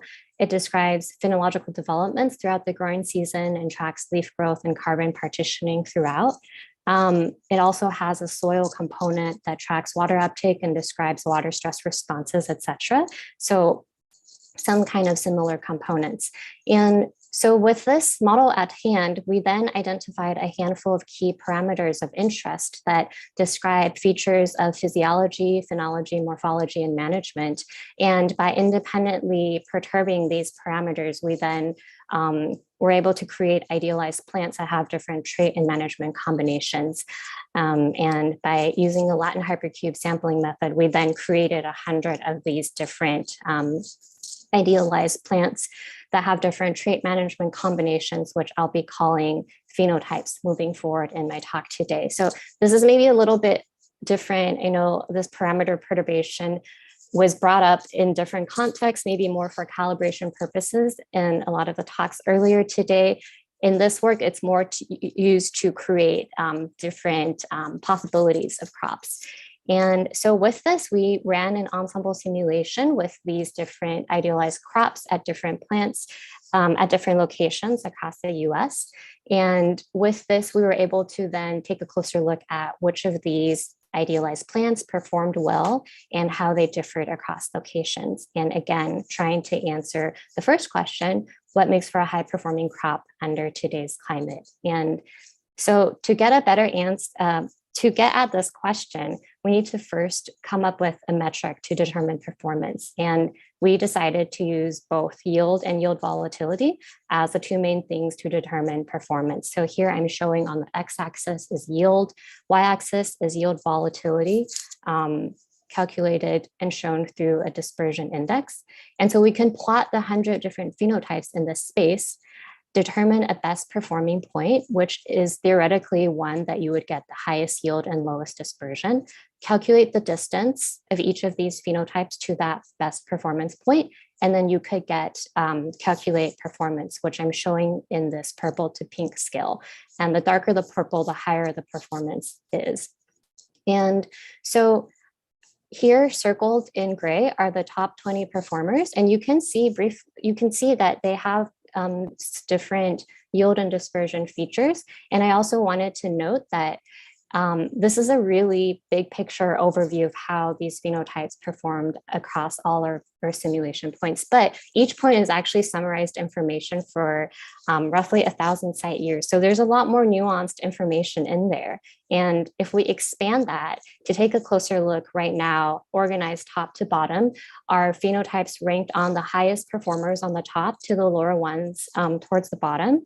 Left to right are performances across different sites. And we can see there's a lot more information in there that all this data can help us answer questions such as why and where do top phenotypes perform well? And I really will only have time to get a little more into the why in today's talk, but I just wanted to say that the where is also something that we're really interested in digging more into. Okay. So a little bit more on the why. So I wanted to take a step back from the actual parameters that we perturb and move to bigger picture emergent properties that are caused by perturbing this parameter space. And these emergent properties include properties at the leaf level, such as photosynthesis, stomata conductance, at the whole plant level, such as leaf area, water use, and also phenological properties such as the timing of emergence, grain filling start time, and grain filling duration. And with these emergent properties, we can also then look at how they impact both yield and dispersion, since these are the two things that determine performance. And we can see that, for example, having an earlier grain fill start time, longer grain fill duration, high leaf area, lower water deficit, these are some of the emergent properties that tend to correlate you with high yield. Sorry, I forgot to mention, this is the partial correlation coefficient between these emergent properties and yield. And we can also see that could look slightly different from what gives you low dispersion. And for instance, we see that for a grain filling start time, having an early start is good for both achieving a high yield and achieving low dispersion. But that is not the case for some properties such as grain fill duration and leaf area. These have kind of an antagonistic property. So you can't really get the best of both worlds. You kind of need to strike a balance between trying to achieve high yield and low dispersion. So you could maybe imagine how, just because of the complexity of this landscape, there could be multiple ways to achieve high performance under today's climate. And so we took a closer look at these top 3 emerging properties that had the highest impact on yield and dispersion to see if there are some different strategies that we see in our top performers under today's climate. And so we kind of qualitatively identified a few different strategies. And without getting into too much detail of each of these, I just wanted to demonstrate here by how you could have, with different combinations of your canopy size and these phenological features, there are different ways that you could advance it and become a high performer. And we could also look at it more qualitatively. For example, the slow aging strategy tends to have a pretty early grain fill start, a low, small canopy size, but a really long grain filling duration, which helps it be a top performer. And we can also look at how these other top performers kind of fall in this place. And there's quite some diversity here. Okay, so that's a little bit of what we learned, that what's happening under today's climate, but we're also really interested in understanding how these features might shift under future climate. So with that, we basically followed our same modeling framework, but then applied future climate perturbations, simulating 2 future time points, one mid-century and one end of the century, each with corresponding changes in temperature, humidity, precipitation, and CO2 concentrations. And with the interest of time, I'll only be showing our end of century simulations today. And what we see is that phenotype performance ranking change when you move forward to a different climate. So what I'm showing here, left to right, again, are these top performers ranged from the highest performers under today's climate from left to the lower performers to the right. And the arrows show you how their performance ranking change when you apply this different future climate perturbation. And so you see that some of these top performers actually drop a bit in their performance, and some of these mid to lower tiers have an advanced in performance. So we could take a closer look at the difference between the ones that improved versus the ones that declined. And one thing we see, so here I'm bringing back again these top 3 emergent properties, we see that these ones that improved more tend to be the ones that had a slightly later grain filling start date and a larger canopy size. And while there are quite a few things happening here, one of the potential explanations is under today's climate, it's quite critical to have an early start in order to achieve high performance through our performance metric. And one of the ways to do that is just by having fewer leaves, having a smaller canopy stature. Basically, you can move through your vegetative stage quickly, advancing into reproductive stage sooner and helping you to achieve an early grain fill start. That kind of has a trade-off of the phenotype ending up with a smaller canopy size, which could be a potential trade-off. And this trade-off kind of relaxes as we move forward into a warmer climate, because just development rate becomes faster in general under warmer temperatures. So right now in future climate conditions, phenotypes that are bigger, maybe have more leaves, larger canopy structures, those could potentially also achieve this earlier grain fill start that was not possible under today's climate. So this is one of the potential reasons that we see kind of the shift in phenotypes that perform well. So we can then circle back to some of these strategies that we identified earlier. And then we can see that not all of them remain top performing under future climate, partially because one of the reasons are this mechanism that I just explained briefly. But notably, for example, these stress averting strategies, which are phenotypes that tend to have an early start, really small canopy structure, and short grain filling duration. They are stress averting under today's climate because they have sort of the live fast and die young kind of philosophy to help them avert later growing season stress. But they actually really drop a lot in their performance under future climate just because they don't have enough of the canopy size or the growing season time to help them buffer with this faster development rate under a warmer future.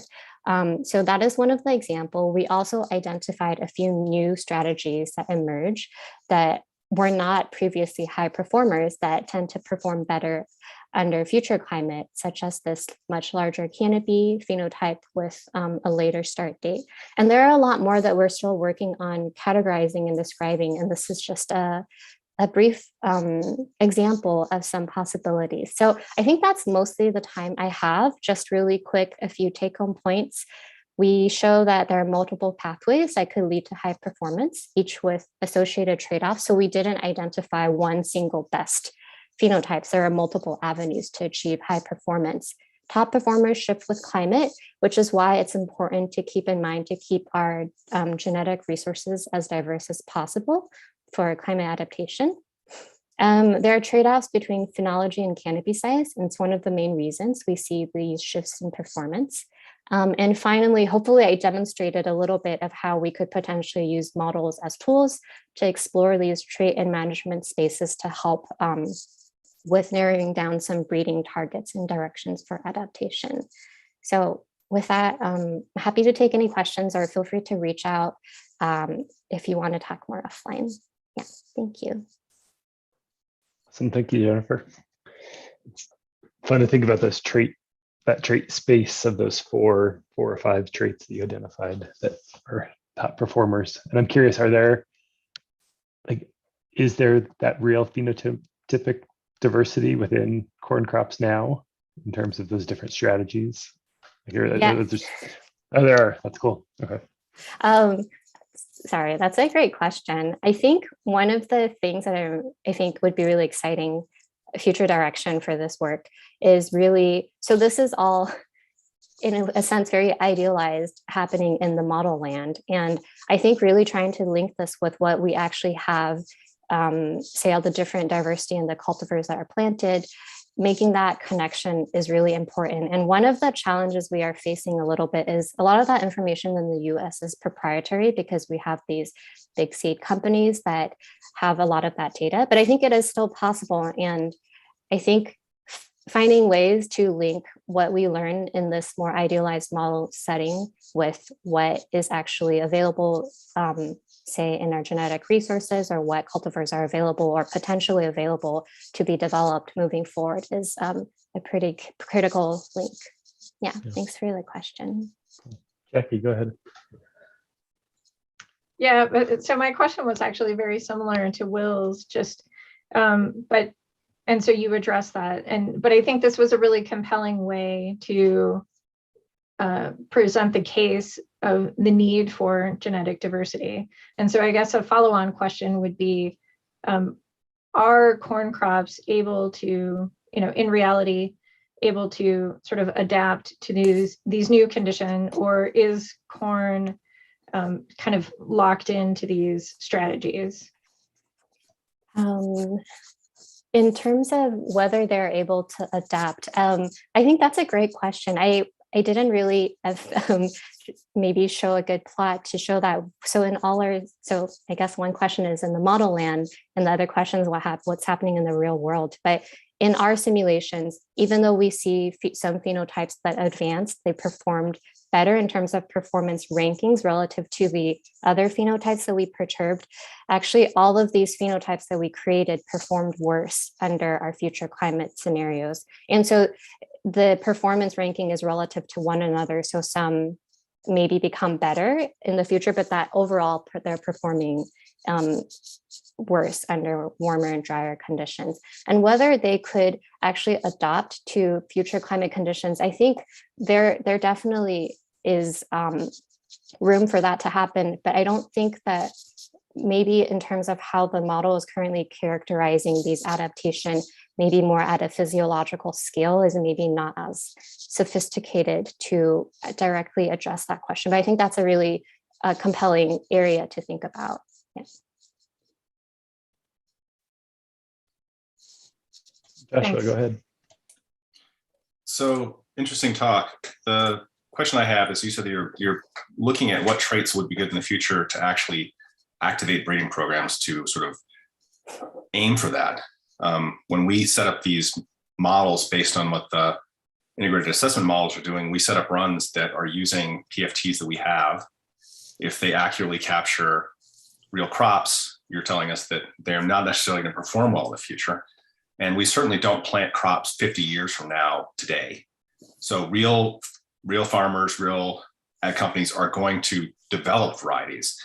But my question to you is, how much do you know about how long it takes to develop these things in a way that we can use within sort of these models that span the next 100 years to say, okay, if climate changes by this much, then the model needs to have the modeled managers change the crop, but there's going to be a lag of this many years as those varieties are developed, et cetera. Something to be able to make realistic simulations that actually respond with management like we might expect to actually see in the future, so that we can have the feedbacks between the sort of behavior within the model and those crops.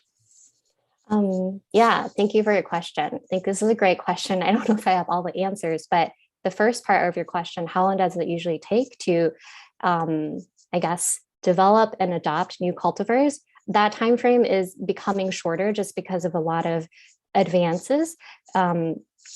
But I think in general, it could take up to a decade to develop a new cultivar, or actually, and even longer for growers to actually implement that, because there are other things such as different management practices and distributing and having growers actually adopt these cultivars. So it could take up to a decade or even longer. And seed companies definitely are developing cultivars that new cultivars that has contributed to a lot of the positive yield trend that we see in the US. But I think based on some of my conversations, I think the timescale that we think about using these model simulations is still quite far ahead, and comparing to, say, what maybe seed companies are thinking about. And so in terms of how you would actually capture that in terms of bringing back, say, cultivar differences or management into the model simulations, yeah, I don't know if I have a great answer for that. But I think there is some mismatch in terms of timeline of how we think about things across, say, the modeling community, or if you're a grower that actually is thinking about, okay, what cultivars are you going to put in just next year, or you see companies who are thinking maybe on the 5 to 10 years time horizon. Yeah, sorry, don't know if that answered your question well, but those are just some thoughts. And I didn't want to take up, I know we have like some discussions, a discussion time allotted. Yeah, it's just kind of open discussion about any of these talks, but this is great conversation. Jackie, go ahead. I wanted to ask a question about mimics to Elian. I guess, and so that was a really nice talk, and I just wanted to get your thoughts on if you see the challenges in linking mimics to fates, and sort of what you think the benefit will be. Yeah, so I think the main benefit would be that you can have a change in vegetation because of climate change, and then you could also see how that will affect the carbon process that goes on below ground, because at least discussions here in Norway are we plant trees for climate mitigation, for example, or it's sort of good that the tree line goes up because then more carbon are stored in these trees, but then you don't really think about what happens underneath. And then if this will lead to more litter production, which will lead to more effective microbes or mycorrhizae that will move more of this carbon faster up back into the atmosphere. We don't really know that. And this is things we can test if we are managed to couple this to dynamical vegetation. But I think it's a way to go before we're there. Can I piggyback on that? This Sure. is kind of a broad, I guess, a broader question for both thinking about fates and mimics. But so you're using fun to control aspects of the mycorrhizae that you have implemented in the Mimics Plus.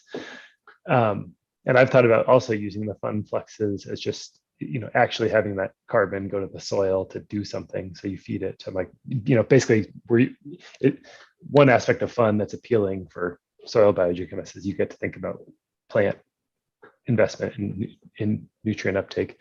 But as far as I know, fates won't have a similar flux, or maybe I don't know how Parte works. I guess there's not a carbon cost associated with nutrient uptake in fates that I can think of, which is more just oh yeah, I haven't really thought about that. I've been thinking about the big leaf model, not thinking about fates. I don't know if any of the fates folks, I don't know if Ryan's still on, or Charlie or Jackie, if you've thought about nutrients much.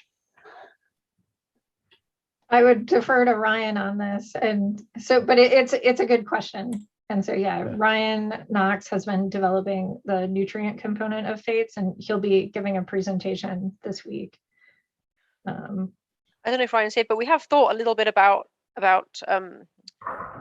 what kind of fun plus might look like in fates. Yeah. Because one of the kind of problems with fun is that it doesn't, it just pretends that mycorrhizae aren't really there.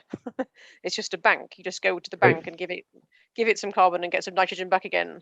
And so one thing we had, we'd actually thought about, because Ryan's developing the new nutrient cycling for fates, is thinking about if we change our below ground carbon fluxes, what happens to them? And we hadn't gone as far as thinking about actually implementing real pools of mycorrhizae and so on, but it's all to play for. Yeah. I do see Ryan's here. I don't know if you want to jump in, Ryan. I missed the original question, but what Rosie said was accurate. The question was, how does, so fun has costs associated with it, and so like how does Partay work in thinking about implementing something like Mimics, where you'd have this back and forth between the models? Yeah, so right now we have a dynamic scheme that allows you to grow out your root biomass, which has some sort of like dynamic equilibrium on like the carbon nitrogen balance in the plant. But we don't really have a scheme that like will allow us to kind of pay or grow out mycorrhizae or kind of like dynamically regulate like enzymes and stuff on the roots. So it's kind of like, yeah, it's just like we're really growing out the biomass pool of the roots themselves. I don't know if that helps. Yeah, it's interesting to think about, and maybe a new challenge in integrating fates with the host land model is that you'll be integrating with host land models that have different biogeochemical engines in them. Yeah, I think it'll be fun. It's an interesting problem to think about, for sure. Cool. It's noon. Probably good time for a break. So I want to thank all the speakers that presented this morning, both the lightning talks that we had before the break and then these 3 longer talks. It's great to hear what folks are working on. And we'll come back. You can log off and then jump back on at Zoom at 1 Mountain Time, and we'll have more talks about biogeochemistry coming up. Thanks, everybody.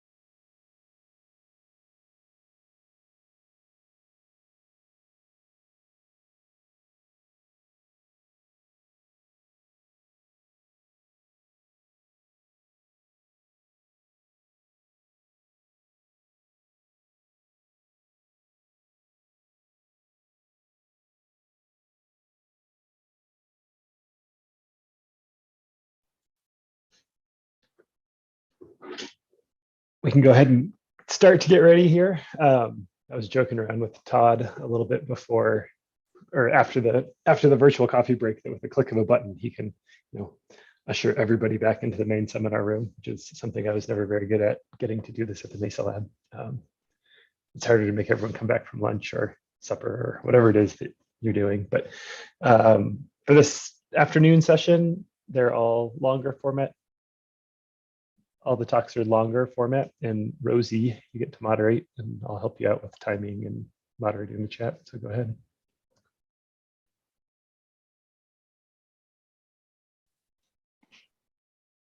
Okay, so does that mean I should take over? Yeah, go for it. Okay, cool. Right. So first up, Brendan Clark is going to talk about the discrepancies between online and offline runs of CSM. So you can share your screen.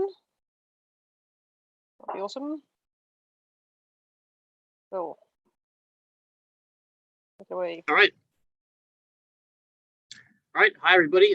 My name is Brendan Clark. I'm a PhD student at Rutgers University, working with Alan Robach and Lily Shaw.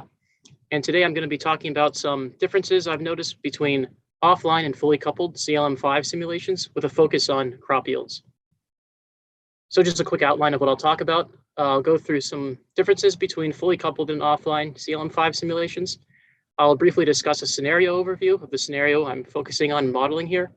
I'll show some results and then discuss what are some possible reasons why crop yields are different, and then go through some concluding points. So first, just briefly introducing fully coupled versus offline CLM5 simulations. Atmospheric state variables, which are shown on this table on the left here, are passed to CLM5 every 30 minutes in a fully coupled simulation. These variables can be saved during fully coupled runs to force CLM with atmospheric data from other climate models or other scenarios without the need to run CESM fully coupled. But due to data storage expenses, fully coupled atmospheric data are not always saved at the 30-minute time intervals needed to run CLM5. So interpolation is needed to convert 1 or 3 hourly save variables to force CLM5. And this can cause differences between offline and fully coupled CLM5 simulations. But it has been previously thought that this would not have a large impact on results. And I don't think anyone has really focused on crop yields offline versus fully coupled. So just to briefly introduce the scenario I'm modeling here and focusing on, this is the new NCAR ARISE simulations using stratospheric aerosol climate intervention to hold global average temperatures at 1.5 degrees Celsius above pre-industrial levels relative to SSP2 4.5. And so on the plot on the left, you can see the black line, temperatures increasing under SSP2 4.5, and then the blue line, temperatures being held constant. And this SSP2 4.5 to 1.5 degrees Celsius scenario is what I'll be focusing on. So some results just from one ensemble member. These are some variables that matter for crop yield. So offline in red and fully coupled in blue. So we have air temperature, relative humidity, liquid precipitation, live root carbon, leaf carbon, and live stem carbon. And as you can see, there's relatively good agreement between these variables for offline and fully coupled. Some more variables, agricultural burned area is relatively similar between offline and fully coupled. But on the right here, we have grain carbon, this grain seed to food variable. And this is about 11% different between the offline and fully coupled simulations. And this is the variable that's used to calculate crop yields. And so it'll have some impacts on crop yield results. So now looking at crop yields, we have maize, rice, soybean, and spring wheat. Coupled is in blue and offline is in orange. And you can see that the trends are similar, but the magnitudes between offline and fully coupled are about 11% different for maize, 25% different for rice, 38% different for soybean, and about 6% different for spring wheat. Now, initially, I was really just interested in looking at percent change in yield between this SSP2 4.5 to 1.5 degrees Celsius scenario minus SSP2 4.5. So here we have global average yields for maize, rice, soybean, and spring wheat. And we can see that the change in percent change in global yield is relatively close between the coupled and offline simulations. But like I showed, the magnitudes are different. So if you're interested in looking at how crop yields and how much crop production will change in the future, that's going to matter. Just to quickly show this, another variables that were different were fire counts and fractional burned area, which were both about 30% different globally averaged. I'm not going to talk about this too much due to time, but for those interested, this was also pretty different between offline and fully coupled. Just a quick recap, CLM5's default time step is 30 minutes, In a coupled simulation, CLM5 takes in 30-minute average variables from the atmosphere model and outputs 30-minute averages back to the atmosphere model. Coupled simulations will often save atmosphere data as 1 hourly and 3 hourly averages. When offline, CLM5 will interpolate the 1 hourly and 3 hourly saved output from the coupled simulation back to the required 30-minute time steps. This interpolation process may be the reason some of these variables are so different and requires further attention, which I'll show next. Okay, this first table is output from coupled simulations, and as far as I can tell, this is true for all of CMIP 6. HA2X1H is hourly average wind output, HA2X1HI is hourly average solar output, and HA2X3H is 3 hourly average output for all of the other variables that I showed in that table in the beginning, like temp and precip. And you can see that at time step 1, for the hourly and 3 hourly variables, it starts in the center of the period and then goes hour, 3 hour.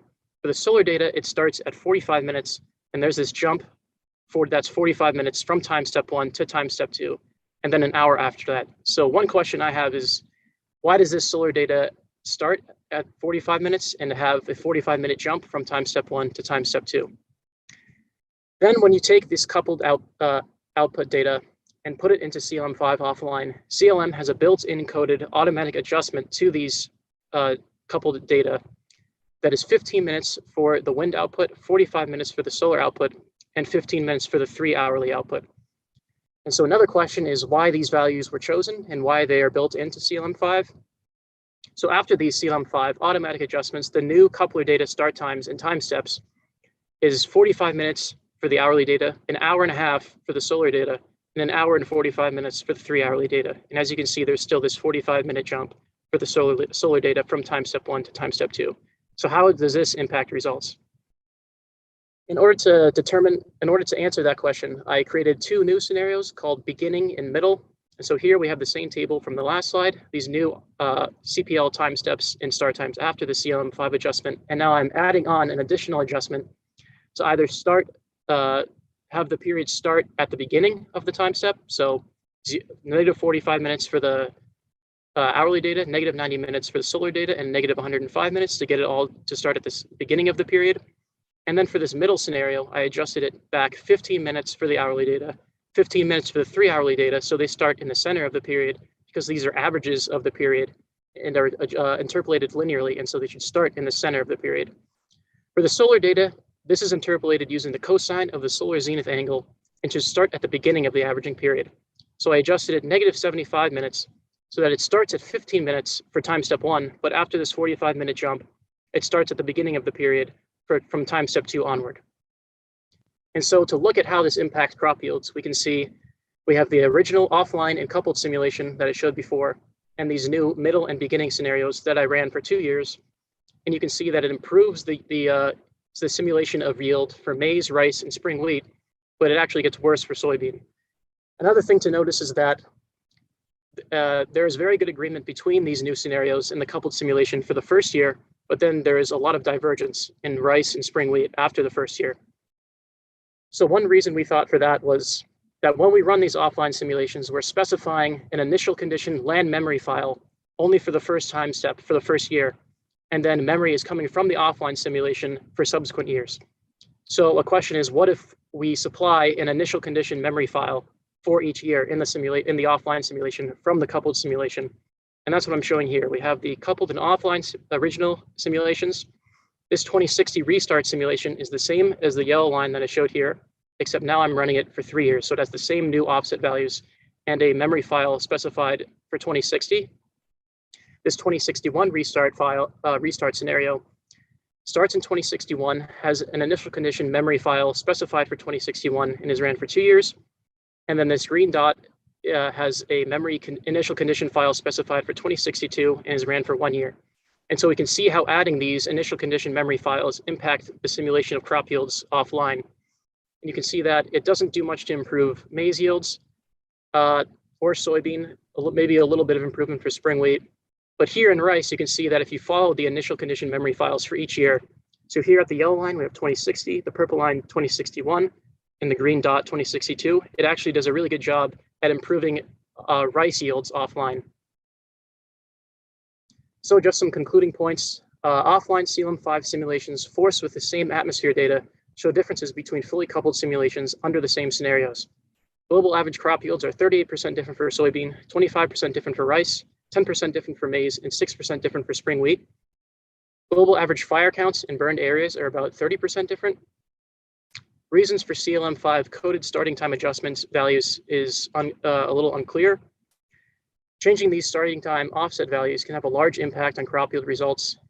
More work is needed to understand how these different offset values can change offline results for crop yields in CLM5, as well as other variables, which I haven't really focused on here. Documentation for current offset values should be added if none exists. And supplying restart memory files for each year from the coupled run helps to simulate rice offline, but it does little to improve maize, soybean, or spring wheat. And so I still haven't really done much regional analysis and created any maps, which could maybe add to the story a little bit as well. And one thing I noticed from this morning is that this may be a little similar to Gordon's talk that he gave, where these different interpolation methods from the coupled simulation are causing little differences in weather that could be having really large impacts on the carbon cycle, which would impact crop yields. But I still have some questions myself. I'd like to open it up to discussion, comments, and questions from other people as well. But yeah, thank you. Cool. Thank you very much. That's intriguing. So who has questions? Hand up or just chime in. Who's that? Isla. Well, I think Abby was first. Abby was first. Sorry, I'm going to scroll to the top. There you go. Abby, go on.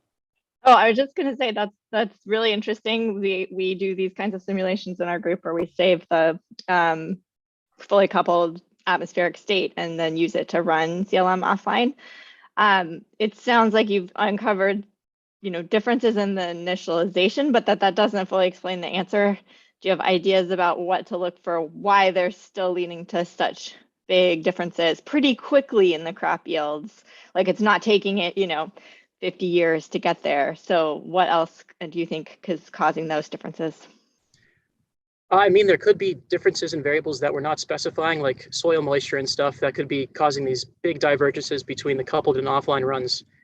But that doesn't really answer. I mean, it improved rice a lot to specify these initial condition files, but it didn't really do much for the other crops. So that's another interesting question. What's the variable that's causing this improvement for rice, but not the other crops? And yeah, that's a good question that I would need to look into more. Yeah.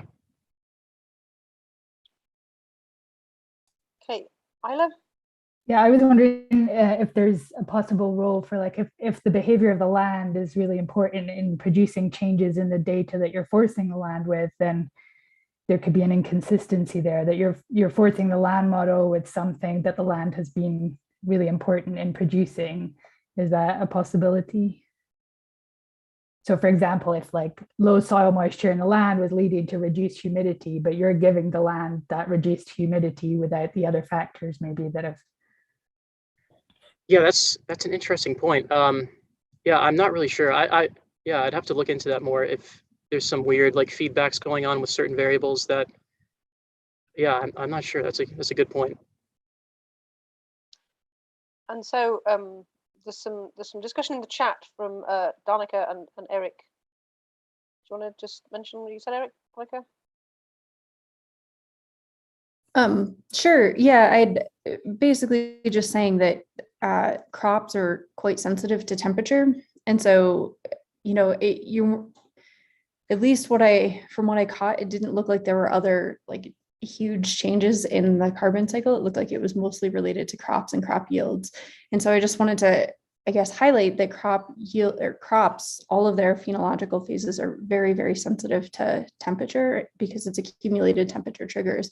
And so that, if you're shortening, for example, the leaf emergence phase, or more importantly, the grain fill phase, you're probably going to see a lot of differences. And so, Abby pointed out in the chat that it sounds plausible, but they seem like big differences. I would agree that they seem like big differences. And so there could be something else going on, but those are things that, when we were initially releasing CLM5, we were finding that some of the length of that, especially the the grain fill phase was really, really important for crop yields.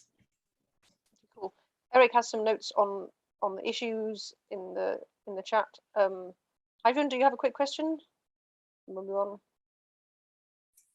Yeah, so it's a note and a question. So other people are looking into similar stuff. I don't know if you're aware. So Sarah Chadbourne is trying to do something similar with focus on permafrost. So looking at why does the uncoupled look different from the coupled? What are the possible reasons? So just to like encourage you that other people see these things too. It's not just you. It's a completely different focus. I can't really wrap my hand around the reasons. I don't get why it should be like this, but other people see it too. That was just what I was going to say. Okay, cool. Okay, so we'll move on to Longley Lee, who's going to tell us about dust. Thank you, Brendan. Thanks. Nice. Sharing.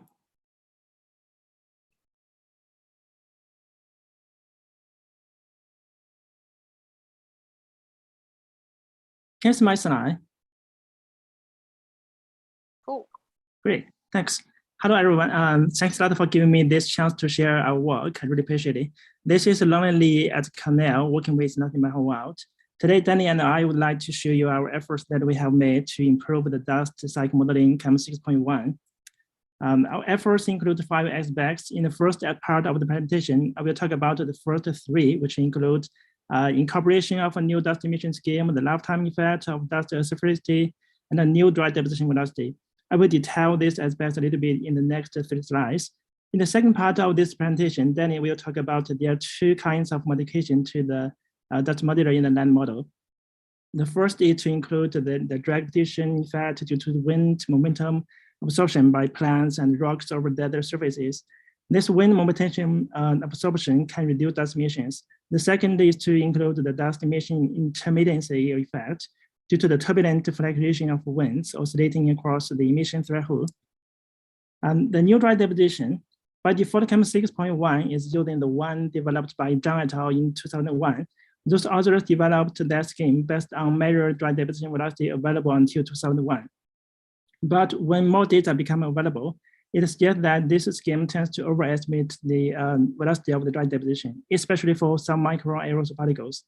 This overestimation occurs not only over water, as shown here, but also over grassland and needles and broadleaf leaf forest.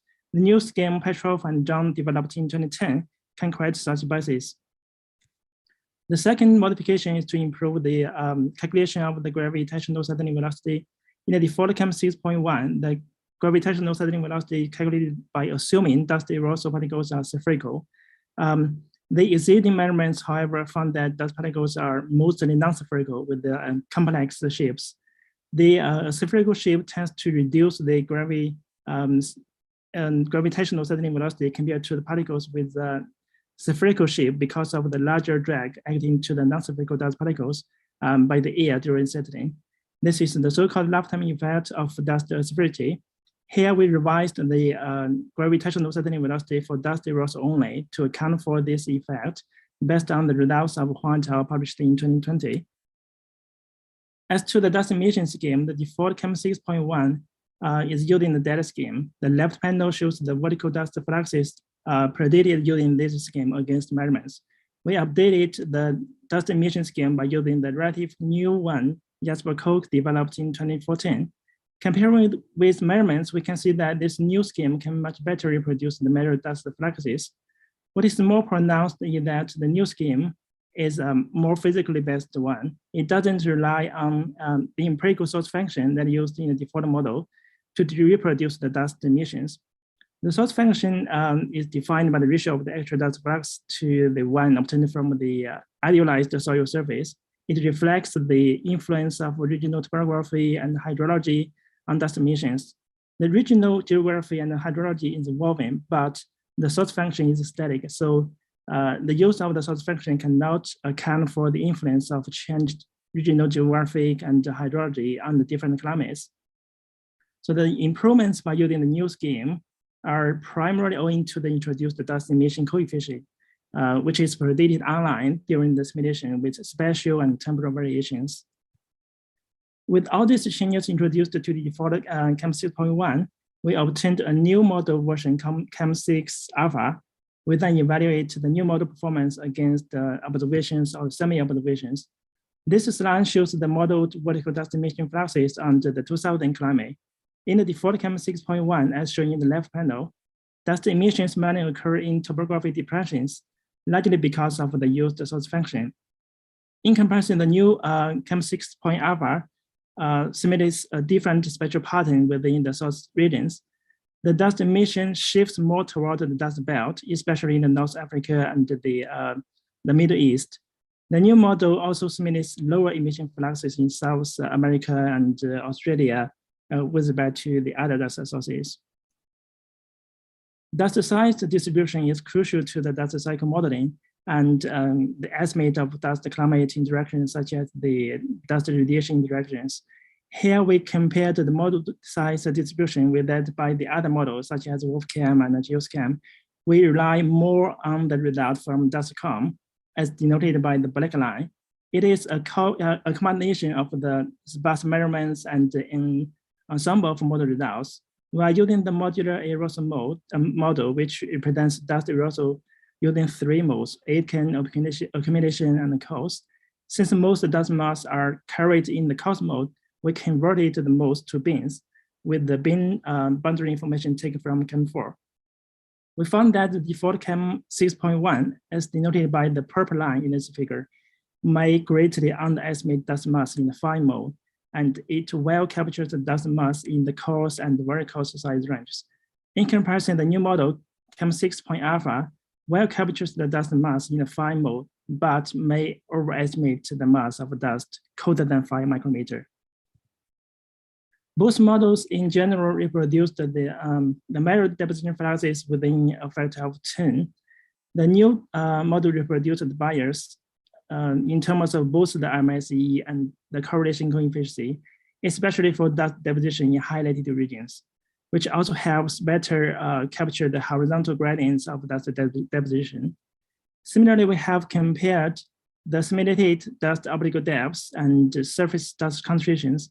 We see improvements in terms of the 2 metrics as well, as shown in this table. Improvements is particularly seen on simulating the dust obligate depths, which is substantial. But the substantial improvement does not propagate into simulating the dust deposition and the surface concentrations, because it also requires the model to get the vertical distribution of dust correct. In addition to this, we have also compared the model performance on the other variables, such as the radiative force efficiency. All the comparisons suggest that our modifications can better reproduce the dust cycle. Interestingly, we find that the modifications can also change the simulated mineral fractions at the model grid cell or regional scales. Here we show the relative change for 2 of the most important minerals, hematite and feldspar. We see substantially increased hematite mass fractions over East Asia and decreased fractions over Australia and their downwind regions, which change the dust radiative forcing as well. We have these changes to the simulated mineral fractions because switching to the new dust emission scheme redistributed hotspots where dust emission occurs. And there is a dependency of the soil mineralogy on grid cells in the initialization map used in the model. For feldspar, because it is a crucial mineral to modeling the dust cloud interaction, the increase in the South Ocean has great implications on the indirect effect of dust they are in. But the increase in one region and decrease in another cancel out, resulting in little change on global average to the fractions of both minerals. In the next 2 slides, Danny from UCLA will present the work he leads. Danny, I'll hand to you. Yeah, next slide, please. Sorry. Hi, I'm Danny. I'm a 4th year PhD student from UCLA working with Professor Jasper Cook on dust modeling. Apart from what Lonely has done for CAM 6, we have also added major aeolian processes in CLM5 on top of the Cook et al. 2014 emission scheme. And we'll mention the two most notable processes here. The first one on the left-hand side is called the drag partition effect or roughness effect, due to plants and rocks over desert surfaces that absorb wind momentum and reduce dust emissions.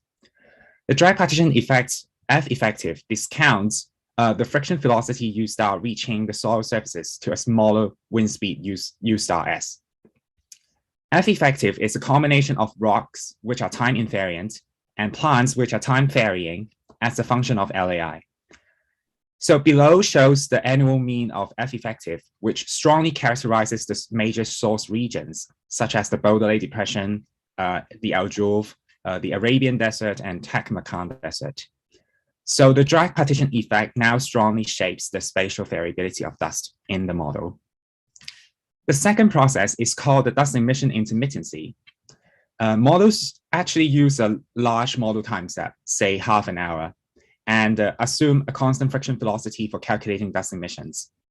In reality, there are a lot of instantaneous wind fluctuations within a model time step that can cross the emission threshold multiple times within a model time step and shut off dust emissions intermittently. So we need to characterize the fraction of time, we call it eta, that dust emission is active within one single model time step, and multiply it by the dust emission flux. And the fraction of time eta will be a function of the wind speed, the threshold, and the fluctuation. And the strength of fluctuation is quantified by Monin-Opkov similarity theory. Here we show the annual mean fraction of time eta. So you can see that even for major sources like the Boulder Lake Depression, eta is about like 80% over Sahara, which means the local wind fluctuations are strong and can shut off dust emission by 20% of the total time. So we need to scale the dust emission down to account for the effect of the shut off. Dust emission is actually smaller than what was previously calculated by the CLM. So with these important processes included, next slide, please. Our evaluation shows much better agreement with satellite retrievals. We calculated on top the grid by grid daily correlations for the model versus satellite data. And at the bottom, we also examined the spatial variability of our dust simulations against the annual mean AeroNet data, DAOD data. And our scheme does a much better job in capturing the temporal variability of dust over the dust belt, and also matches much better with AeroNet sites' spatial variability of AOD. This is because of our scheme's strong coupling with vegetation dynamics and boundary layer dynamics. So in the future, we are working on and we hope to combine our new scheme in CLM5 with Lone Lake's work in CAM6 to be a unified new dust modeling scheme and put it into the main branch of the new CSM2. And I'll also give a full talk on the Hemispheric Working Group meeting next week and provide a more detailed discussion. Thanks, Danny. In summary, we have updated the dust modeler by introducing a new dust emission scheme, including more Aeolian processing important for dust emissions, revising the gravitational settling velocity to account for dust aspherity, and replacing the dry deposition scheme with the most updated one. Comparison with measurements and satellite or station-based retrievals on dust quantities such as the optical depths suggest that our modifications to the model can substantially improve the dust cycle modeling. The more accurate dust modeling achieved by our modifications may help better quantify the dust climate interactions. But the dust modeling is still imperfect, so future model development is required. The measurements or retrievals themselves are also limited by either the temporal and the spatial coverage and some other issues they have too. And that's it. Thank you very much for your attention. We will take some questions if you have. Okay, cool, thanks. That's really exciting. If anyone doesn't, we've just got time for maybe one question. If no one has their hand up, which I don't think they do, Chuck has a question in the chat. If you want to read it out. Oh, yes, please. Sure. So Chuck was asking if, or Chuck, do you want to read it or? Am I Chuck? No. No. No, there's another. Yeah, Chuck here. Oh, no, you're not. I had a question about dust emission rates, that they are influenced not only by wind fluctuations, as you state, but they can also be strongly influenced by soil disturbance effects. Humans driving dune buggies across the deserts are known to, for example, create large dust emissions. Same might happen with other fauna. Do you include a human disturbance estimate of any type in your revised model? That's really a great question. But until now, the short answer is no, we have not included the anthropogenic dust emissions yet. But I think it is great to include it because they may have occupied a considerable fraction of total dust emissions. So thanks for the question. Okay, we should probably move on. People can keep chatting in the chat. Needs be. So you want to stop sharing? Yeah. And she, I think, is next. Yeah. Talk about CO2. Share your Let me screen. share my screen. Yeah. Great. Okay. Thank you. So hi, my name is Ctsm, and I'm a postdoc at the Berkeley Lab. I'm excited to share my recent research here at the Ctsm land model working group. I'm going to talk about diagnosing the direct CO2 fertilization effect from FluxNet sites and remote sensing observations. The resulting manuscript is in press in PNAS. The central question of our research is CO2 fertilization effect, CFE. We now have globally distributed networks of long-term eddy covariance measurements, which could contain information of CFE. The question is when and how can we see a signal of CFE emerging in these measurements? The second question is, can we accurately constrain CFE using satellite observations and global meteorological reanalysis data? Let me define the CO2 fertilization effect. I'm going to talk about the CO2 fertilization effect on terrestrial photosynthesis. The terrestrial photosynthesis is quantified by gross primary productivity, or GPP. And the process of photosynthesis includes the exchange of CO2 and water vapor fluxes between the land and atmosphere. Both fluxes can be described by the thickening gas diffusion. For example, I'm showing the equation of CO2 flux during the photosynthesis. So I'm not showing the water vapor flux, but they're sharing the very similar equation. So here the FC is the CO2 flux, G is the stomata conductance, and Ca is the atmosphere CO2 mole fraction, and Ci is the leaf intercellular CO2 mole fraction.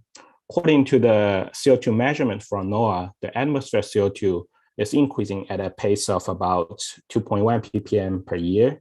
And according to this displayed equation, the increase of the atmosphere CO2 will lead to an increase of the GPP. So we call it the fertilization effect at the first order. While the CO2 fertilization effect on GPP is more complicated than the first order estimate, as I mentioned earlier, during the photosynthesis, there's also a water flux, water loss, along with a carbon gain. Plants, they are very smart and they actively adjust the stomata conductance and the leaf intercellular CO2 to optimize the gas exchange problem. We call this phenomenon optimization. So the plants, they are doing a carbon water economy, or maybe more complex than that. For example, they are also thinking about the nutrient economy, which will be mentioned shortly in the later slides. So estimating the direct impact of CFE on terrestrial GPP is challenging because all GPP fluxes are modeled, not directly observed. This is because a fraction of carbon gain will be consumed immediately by the ecosystem respirations. Inter-annum variations or trends in GPP are subject to confounding effects of climate variability and different model representations. For example, this figure on the left gives you a sense of how different GPP magnitudes are for different GPP products or models. And this figure on the right shows how different the GPP trends are for different trendy dynamic global vegetation models. So An effective way to exclude the confounding effects of climate variability is to constrain the GPP analytically. Then we can take the partial derivative of GPP to the CO2. By this way, the CFV effect is strictly defined mathematically. Here, the partial differential sensitivity is denoted as beta here. As there are several unknowns in the gas exchange problem, we need to introduce some equations. Here we use eco-evolutionary optimization theories to constrain this problem. So each theory, we have multiple theories, and each theory can provide one additional equation. And these theories are tested and supported by many observations or experiments. First, we use the Cowan-Farquhar hypothesis to constrain the stomata conductance. And second, we use the least cost hypothesis to constrain the intercellular leaf CO2 concentration. Then we equate the solution of either stomata conductance G or leaf intercellular CO2 concentration from these two hypotheses. Then we constrain the marginal water use efficiency lambda. So this parameter is very important. And also we need the Farquhar photosynthesis model to constrain these variables. And this is due to we need to have the same number of equations as to the number of unknowns you have. The next question is to constrain the photosynthetic capacity. And this is the Farquhar photosynthesis model. And for the photosynthetic capacity, so there are VC max or the J, and the VC max is the maximum rate of Rubisco carbonless activity, and J is the electron transport. This is because the Farquhar model separate the photosynthesis into two regions. One is light saturated, and the other is light limited. And in operation, the actual photosynthesis should be the smaller of the two. And to constrain the reference value of the VC max and this J max, we need to consider the impacts of plants that balance the nutrient allocation. So we apply another theory, we call it coordination theory, to the average environment of the peak ARI months during our study period.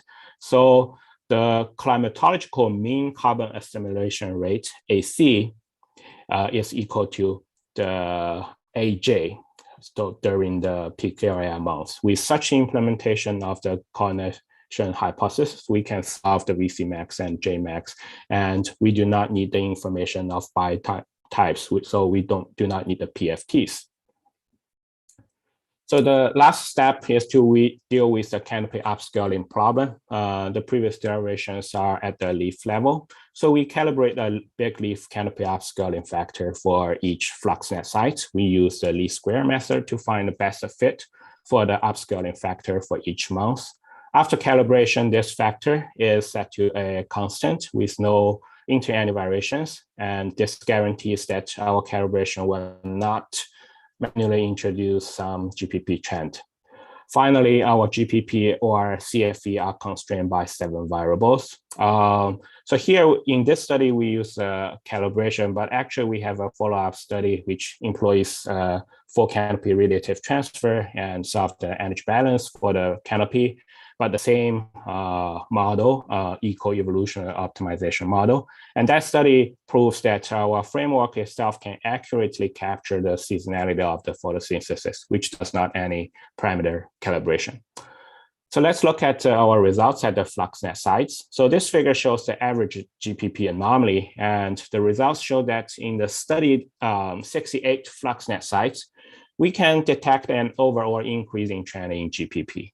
Our results also show that our EO model can well reproduce the overall GPP trend and the inter-annum variability in the eddy covariance measurement.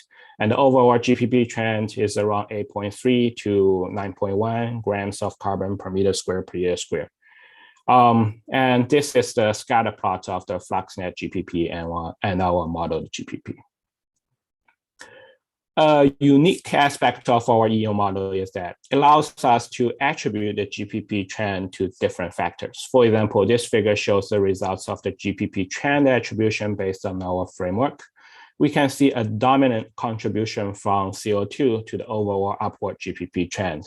The contribution is over 40% for all of these sites at the overall scale, and an absolute estimate of the overall CFE is about 4.5 grams of carbon per meter square per year squared.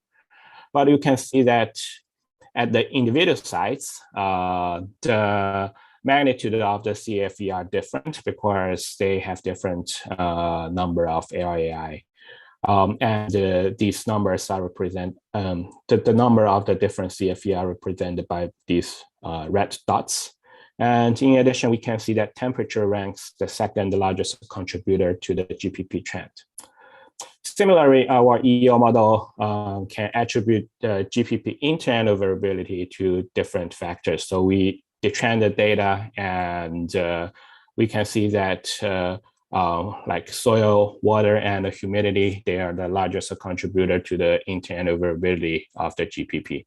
And for the internal variability, we define it as in the blue equation. So we take the partial derivative of GPP to that factor, and then we calculate the interannual standard deviation of that factor, then divided by the mean GPP.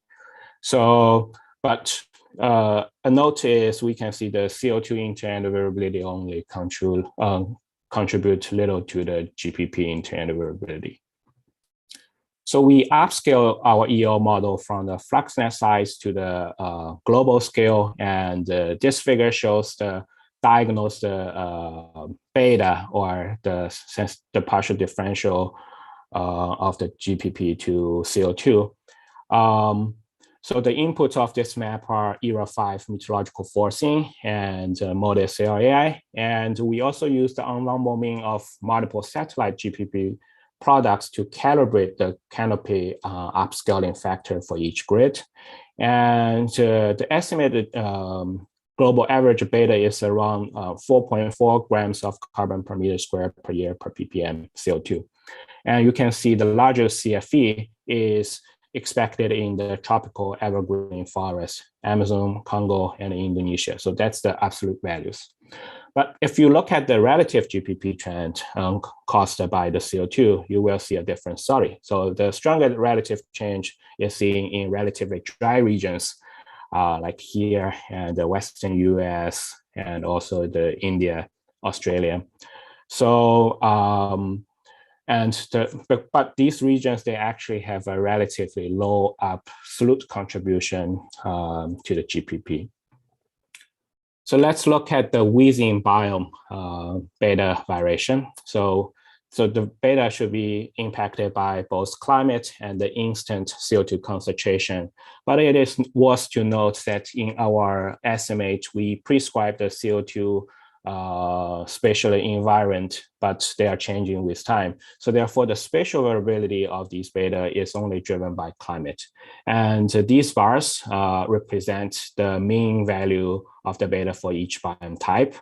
And the spatial variation of the beta within biome is shown by the black arrow bars, which is one standard deviation of the beta within each biome. And this is due to the background climate. And the largest spatial variation is in the SW biome. So that consists of shrubs and savannas, because these biomes are distributed from the circumpolar to the pan-tropical regions. So they have the greatest climate contrast. Therefore, they have the largest spatial variation in the CO2 fertilization effect.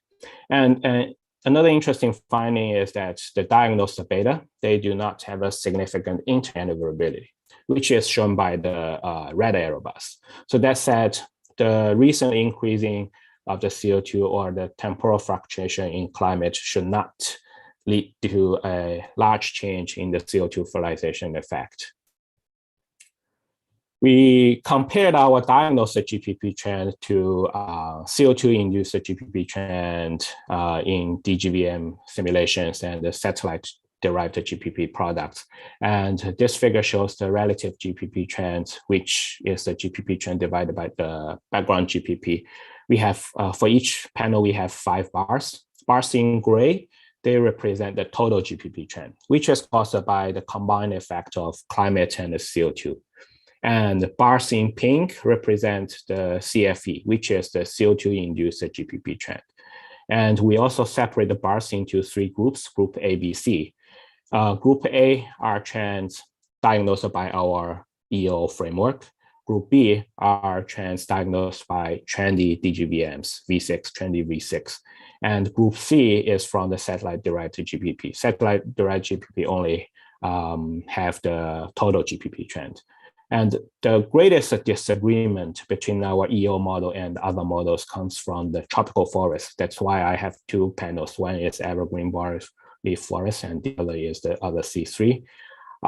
So our analysis shows that the relative CFE effect is almost conserved between the evergreen barley and other C3 vegetation types. However, for example, look at the satellite products. So they are more or less based on the satellite reflectance, and they're usually saturated in the tropical regions. That's why they are showing very small GPP trend in these tropical regions. And for the models, we can see like trendy, like the cable models, they show relative aggressive CO2 fertilization effect. Also, you can see relative aggressive trend in LPG gas.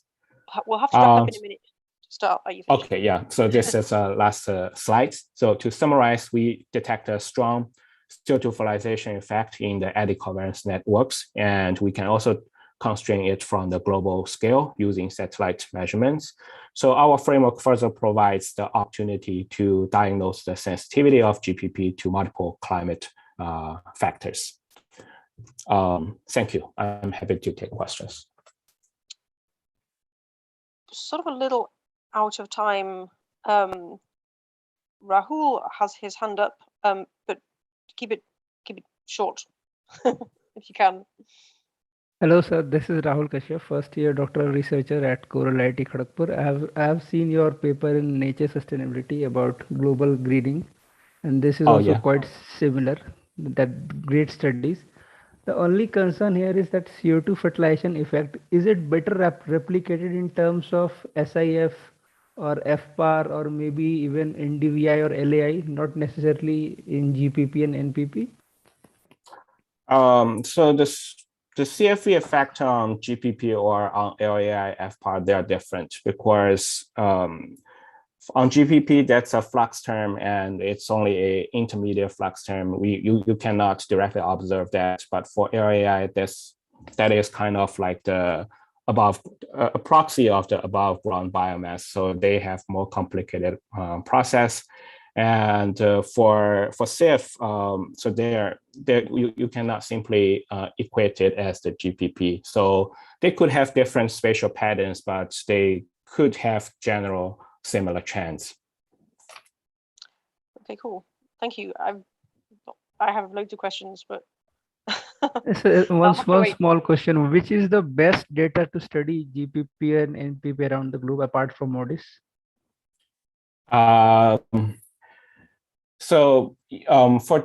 Because GPP is modeled, so there's no universal answer which is the best data. But for MODIS, they provide a GPP product, but that product may have some issues about representing the CO2 fertilization effect because they do not directly consider the physiological effect of CO2 on photosynthesis.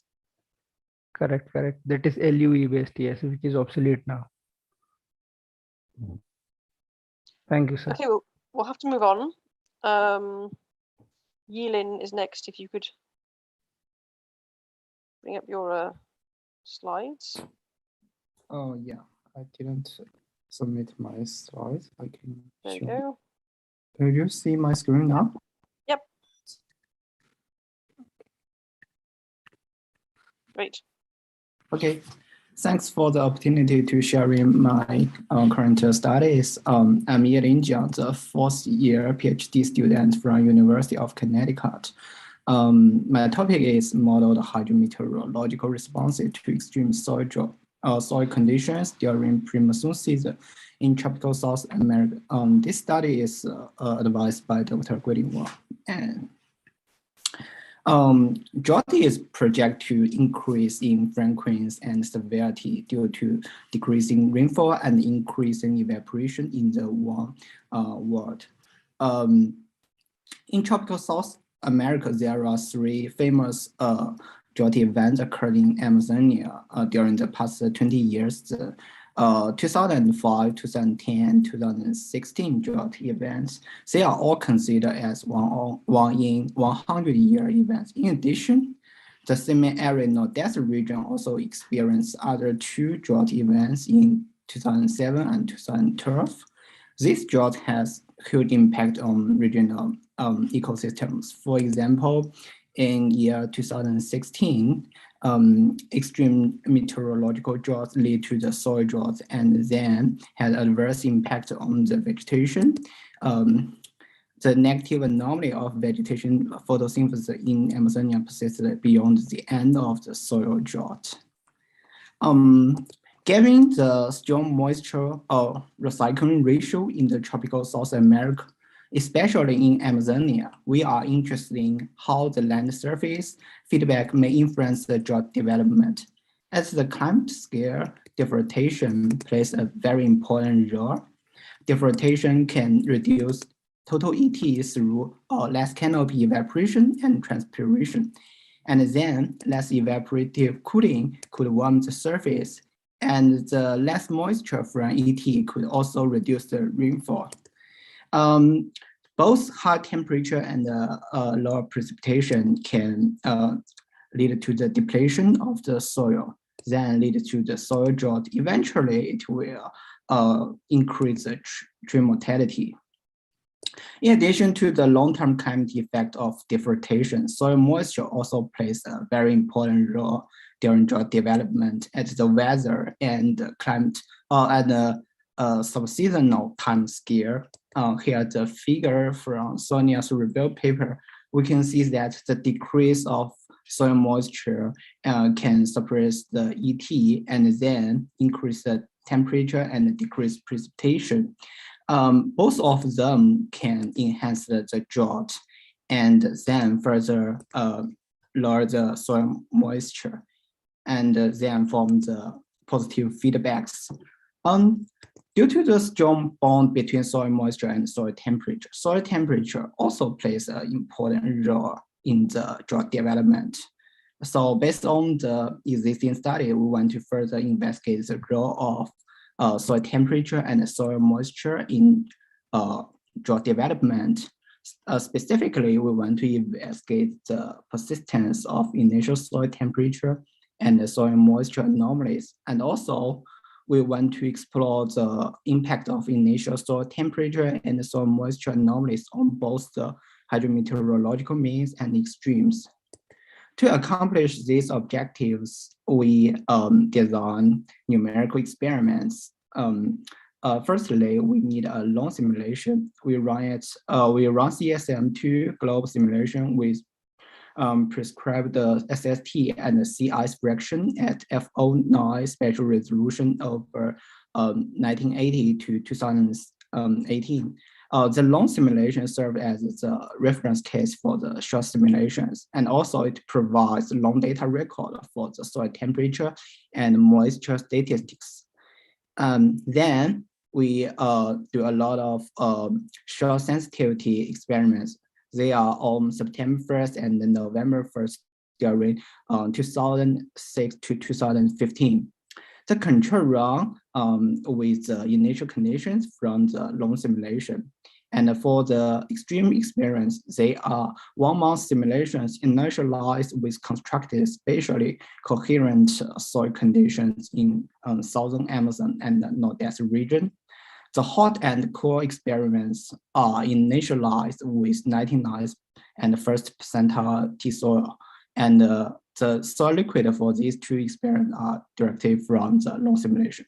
The wet and the dry experiment are initialized with 99th percentile, 99th and first percentile soil liquid. And for the soil temperature for these 2 experiments are directly from the long simulation.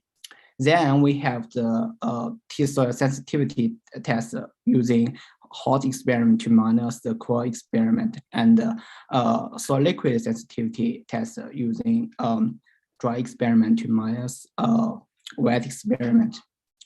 Then this is here is approach to soil inertializations. Conventional method to add anomaly to soils, they use the same magnitude of like warming or wetting or drying signal to the soil for the whole target areas. This method have two disadvantages. Firstly, it has shape contrast across the boundary of target area. Secondly, it has the unrealistic warming or cooling spatial patterns of soil moisture and temperature. Based on this disadvantage, we propose a new method, the slope method. Here, I just use soil temperature as an example. We firstly derived the 99th percentile T soil from the long simulation daily output. Then we calculate the spatial average T soil over the target region, for example, Northeast region, and derive the linear regression slope between the spatial average of the target region and T soil at every grid point elsewhere in South America. Then we derive the soil temperature anomaly over the targeted region, delta T equal to T 99th percentile minus T control. Elsewhere, for each grid point, we use the delta T ij equal to Sij times delta T. Here is the figure spatial pattern for the slope of T soil and the soil liquid between the spatial average over targeted region and all grid points in the Southern America. South America. We can see that not all the regions can increase or decrease temperature or soil moisture at the same time or the same magnitude. So here is three advantages for our slope approach. First is realistic spatial heterogeneity of soil temperature and moisture. And second is the no sharp contrast across the boundary of the target area. And the third is computational efficiency. The similarity in the spatial pattern of soil initial conditions among experience targeting different regions. And here is the results for the memory length of the soil anomalies. We can see the soil temperature anomaly can last almost half a month. And for the soil liquid memory, it can last extend more than 1 month. So the soil liquid memory is a little bit longer than soil temperature memory. And the soil memory is longer in the September than in November, and longer in the Southern Amazon region than the Northeast region. And this is the response for the air temperature.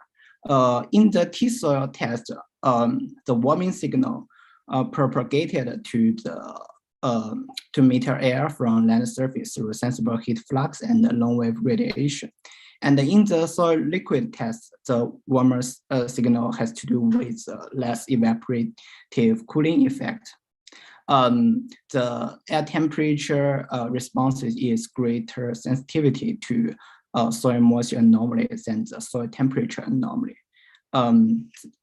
We can see the magnitude of the soil liquid test is much larger than the T soil test.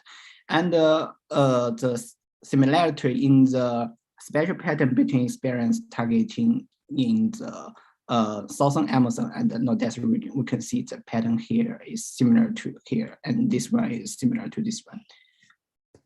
And this is results for the air temperature extremes. In the T soil test, the signal is clear in the September due to in November the mixed and large rainfall because it's a little bit wet season.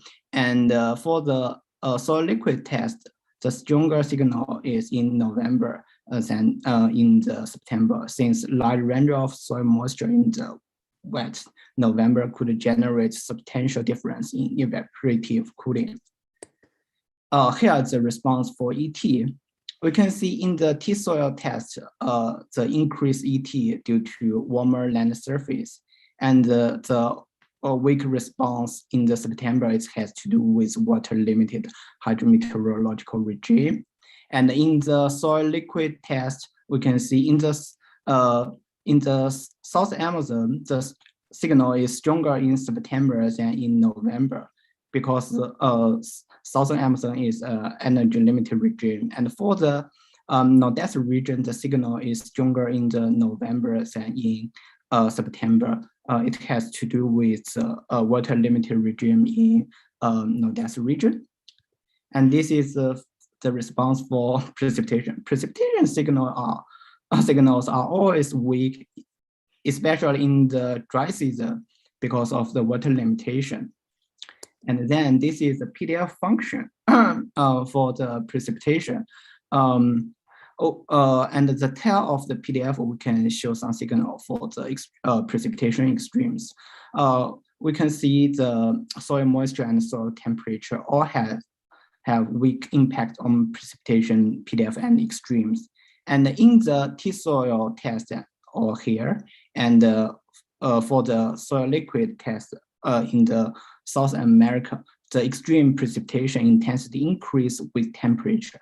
However, in the soil liquid test in Northeast region, higher temperature tend to suppress the precipitation extreme due to moisture limitation. Here is a summary. First, we propose the slope approach to soil initialization. And then for the results for the soil memory, it's longer in September than in November, longer in Southern Amazon than in Northeast region. And the soil memory, soil moisture memory is much longer than the soil temperature memory. For the temperature responses, it shows great sensitivity to soil moisture anomalies and soil temperature anomaly. And the response of extreme hot extremes heavily depends on the regional hydrometeorological regime. And for the precipitation response, the T-soil and soil liquid have very weak impact on the precipitation means. For the precipitation extremes, it increases with temperature without moisture limitation. And higher temperature tend to suppress the precipitation extremes if there is not enough moisture supply. This research was funded by NSF, and computing resources and data storage were provided by NCAR. For more information, please visit our group website or contact me through my email address. Thanks. Cool. Thank you, Lilin. So maybe time for 1 or 2 questions. Want to put their hands up or just chime in?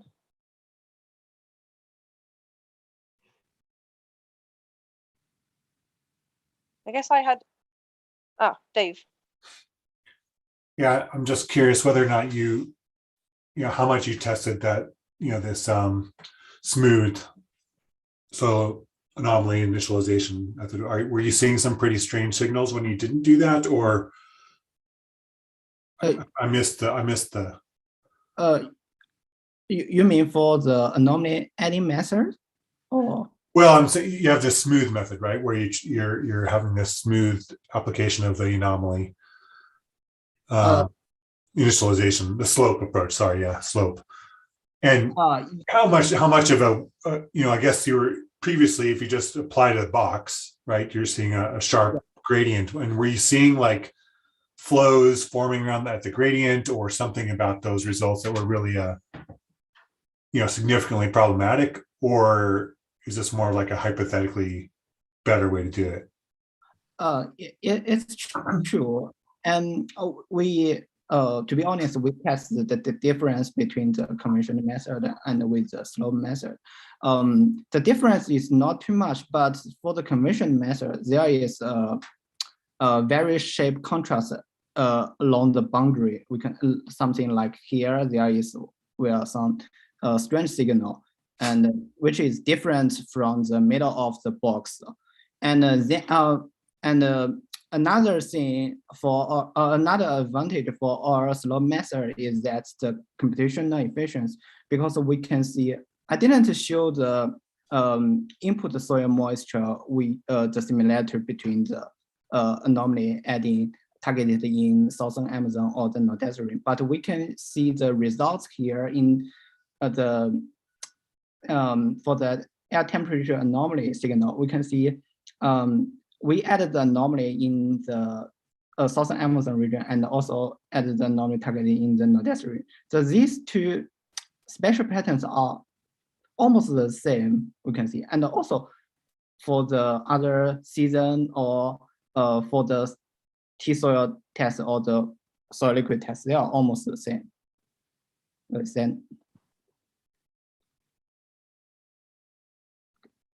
Okay, cool. Thank you. As ever, we can continue discussing in the chat. There's also discussion going on there. That's great. So Yuli is next up. Okay. If you could share your slides, we're going to talk about fire and heat waves. Yeah. Thanks, Rosie. Can you see my screen? Yep. Just need to. Okay. Blow it up. Okay. Hello, everyone. My name is Yue Li from UC Irvine. Today, I'm going to talk about some fires relationship with the heat wave. So the heat wave is kind of like a climate caused the temperature extremes, and also the very well known, the recent one is the past in the western of the North America heat wave. And dynamically, it can be explained by some atmospheric blocking, which is characterized by this like omega-shaped blocks. And also there's there are different climate drivers, which can be caused by the increased background temperature, by the increased frequency of maximum temperature, and also could be caused by the atmospheric dynamics. So it has been concluded that the heat wave would be like virtually impossible with human-caused climate change concluded by the climate models.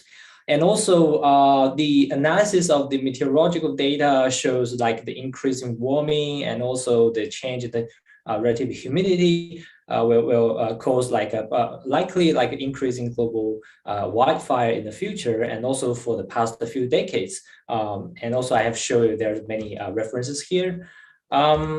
But actually, the actual fire data from, for example, from the satellites over the past few decades, for example, in this example, from 1998 to 2015, it yet indicates like the global fire, the burn area has declined over the past 20 years. So our question here is pretty simple. So because we in the near future, we will see like increasing temperature warming and also increase the frequency of the heat wave.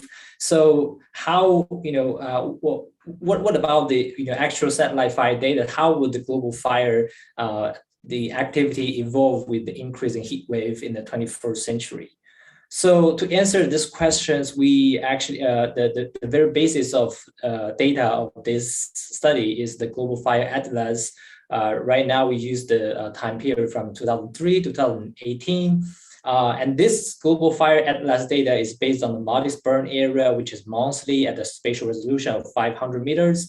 But if you look at these papers by Niels and Dela, has applied some like geospatial methodology to track,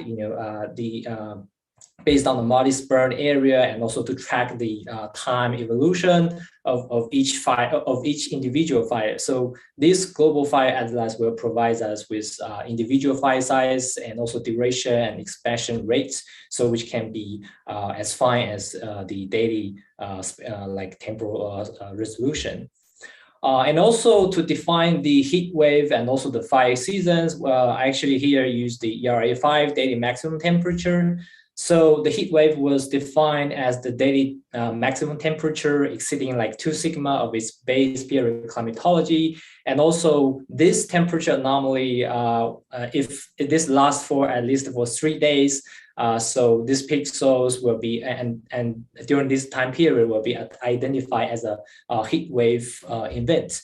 So here in the figure shown on the right, you can see this is the data, and also used our definition here can be used to identify some like famous historical heat wave events. For example, the European heat wave in 2003, the Moscow heat wave in 2010, and also the drought and also the heat wave in the Amazon in 2015, and also in the United States, in the Western North America.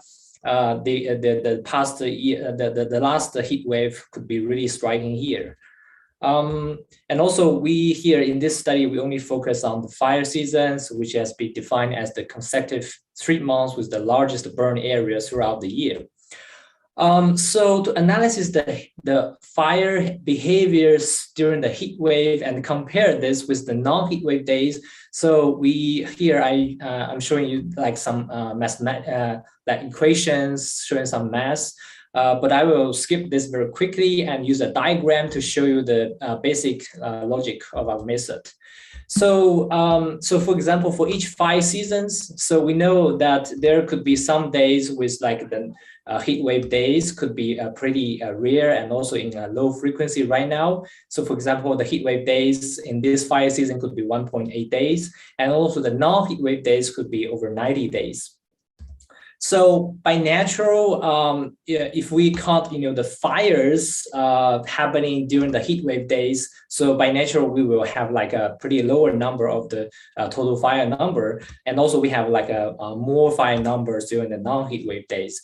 So if we divide the total fire number by the number of days, we could actually yield the fire number per day. So which actually kind of like measure the fire intensity, happening during the heat wave days and also during the non-heat wave days. For example, in this case, this is actually the numbers from the northwestern of North America, that is the Alaska regions. So you can see during the heat wave days from over the past 2 decades, the fire numbers has been amplified by like 3.4 times. And also we could actually calculate these fire number per day for different climate regions, and also to integrate them together at different latitudes. So here is a integration of the fire number sensitivity to heat wave globally from different climate regions. And if you look at the dotted line here indicates the 1. So the 1 means like is the ratio of the fire numbers between the heat wave and also the non-heat wave. So you can see most of these bars exceed this dotted lines, which indicates there's a amplification of the fire numbers by the heat waves. And also you can see the highest sensitivity occurs during the boreal regions. And also we divided the total fire into some forest fire and non-forest fire. So you can see generally the forest is more sensitive than the non-forest. And also we can calculate this for the mean fire size, and you can see basically this the sensitivity is not as large as the fire number itself. And by multiplying these two, we could actually use the final burn area. So you can see the final burn area is actually shows like a globally increase in the burn area to the heat waves. So here is the spatial map showing the amplification ratio of the fire number. You can see generally in the boreal areas, so all the ratio here exceeds 1, and also shows the heat wave amplification of the fire number. And also there are some hotspot regions, for example, in South America. And also the mean size of the fires actually is relatively smaller. If we multiply them together, so we'll get the final burn area. You can see actually the heat wave amplification of the burn area during the past 20 years. So we select some hot hotspot area, for example, in the Northwest and North America, and also the north of the South America, and also the Western Siberia, to see the fire evolution along within the heat wave. So here you can see the simple conclusion is like within a heat wave duration, along with the increase of the heat wave duration, we found like the fire number increase, that is the increased ignition, really drives the final burn areas. And also this is similar for the other two regions. So so we have like the fire sensitivity to the heat wave right now from the observations from satellite fire data. So we are wondering how how the fires will evolve in the future, like in the next few decades. So we use the Ctsm to large ensemble data. So here we use like 50 members, and using the CMIP6 biomass burning forcing, and also the historical simulations with the SSP 370. You can see this is an example of the heat wave changes for the northwest of North America during the fire season. You can see there's a substantial increase in the future. And also you can see also the large ensemble indicates there's pretty large internal variabilities. And this heat wave days is also defined as, we use in the ERA5 data. And also this increased signal are almost consistent among different climate regions, despite of different magnitude. And a recent publication has indicated that the tropical regions are likely to experience like the largest increase in the record-breaking heat waves in the future, because even the standard deviation, the variability in the tropics of temperature is pretty low. So the standard, the variability is low, and also even a very small increase in the temperature trend could use like cause the tropical area to experience more record-breaking heat waves. And also in the CSM large ensemble data, we found the similar phenomena that in the, like, for example, in the boreal regions, the heat wave days increase is not as large as in the tropics, especially here, like the north part of the South America, you can see there's a very large increase in the heat wave days, which indicates more record-breaking heat wave in the future. And also, if we haven't considered the extreme case like the 95% of the heat wave, so you can see this could be really large in the future. So by multiply the fire sensitivity to heat wave and also the CSM predicted future increase in the heat wave days, we could have this spatial pattern. You can see the shows that the future fire increased along with the heat wave is caused by the heat wave. But also we do not consider the interannual variability here. We only use the decadal average, and also we do not consider some very extreme cases from some single member of the large ensemble. So if some extreme case happens, so this fire risk actually will increase a lot than this map. So I think I'll stop here and stop in this take-home message. So yeah, I'm happy to take any questions. Cool. Thank you. So questions.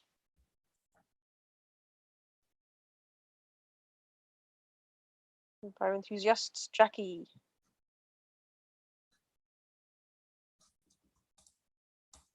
Sorry, thanks. That was a really nice use of the Fire Atlas. That was a really interesting analysis.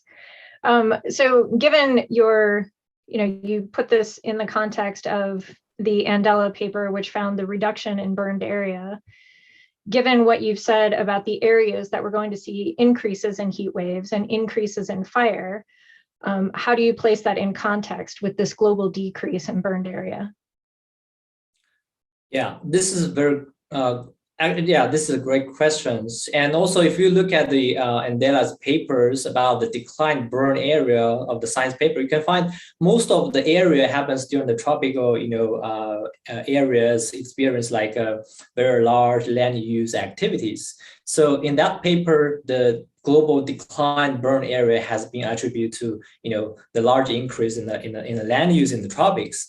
And also, if we look at our results here, actually you can find, we claim like the largest fire sensitivity to the heat wave, are mostly in the boreal regions, and also even in the South America, you can see it is, we locate the hotspot in the northern part of the South America, which for example, in the Amazon, actually the southern regions is the regions will have like the largest land use change. So yeah, it's kind of, if we put them together, actually it doesn't, it's not very contrasted, and also because the trend does not indicate like the fire intensification by the heat wave, because the trend actually contains a lot of including the variability, and also can hit a lot of signal here. So we and also you see we used exactly the same fire Idealized data to show the heat wave amplification, so which will help us confirm that okay, so the satellite data it did shows us like future heat wave could favor like a very large amplification of the fires. Thank you for the question. Sure, and I agree with you. I think the two results are they're not conflicting with one another. And so do you think that these increases in heat waves and potential increases in fires could offset these decreases that the Andela paper found due to land cover land use change? Well, and I'm like, it's complete speculation, but it's just, the areas that you're talking about have very large carbon stores. And so the burning that could happen could be quite large. So I think that's a great outlook, for the future. Right now, actually, even for I think we are lack of some knowledge about the land use and cover change, their impacts on the fires. So it's definitely an open questions. And I mean, I'm not so sure, because in reality, the heat wave caused the fire increase could definitely be offset by the land use, then cover caused the decline in the burn area. But it also depends on the future evolution of the land cover, land use, land cover change, and also. But here we only show that if we have like if we only consider the influence of the heat wave, the fire will definitely, and also the emissions from fire will increase in the future. And also I think we need to focus on specific region at different time scale to consider if there's a very large offset effect. But a short answer is like, if we like fixed the land use right now, to fix from this point, from today or globally. So, and also if the warming continues, we will definitely see increased fires in the future. Yeah.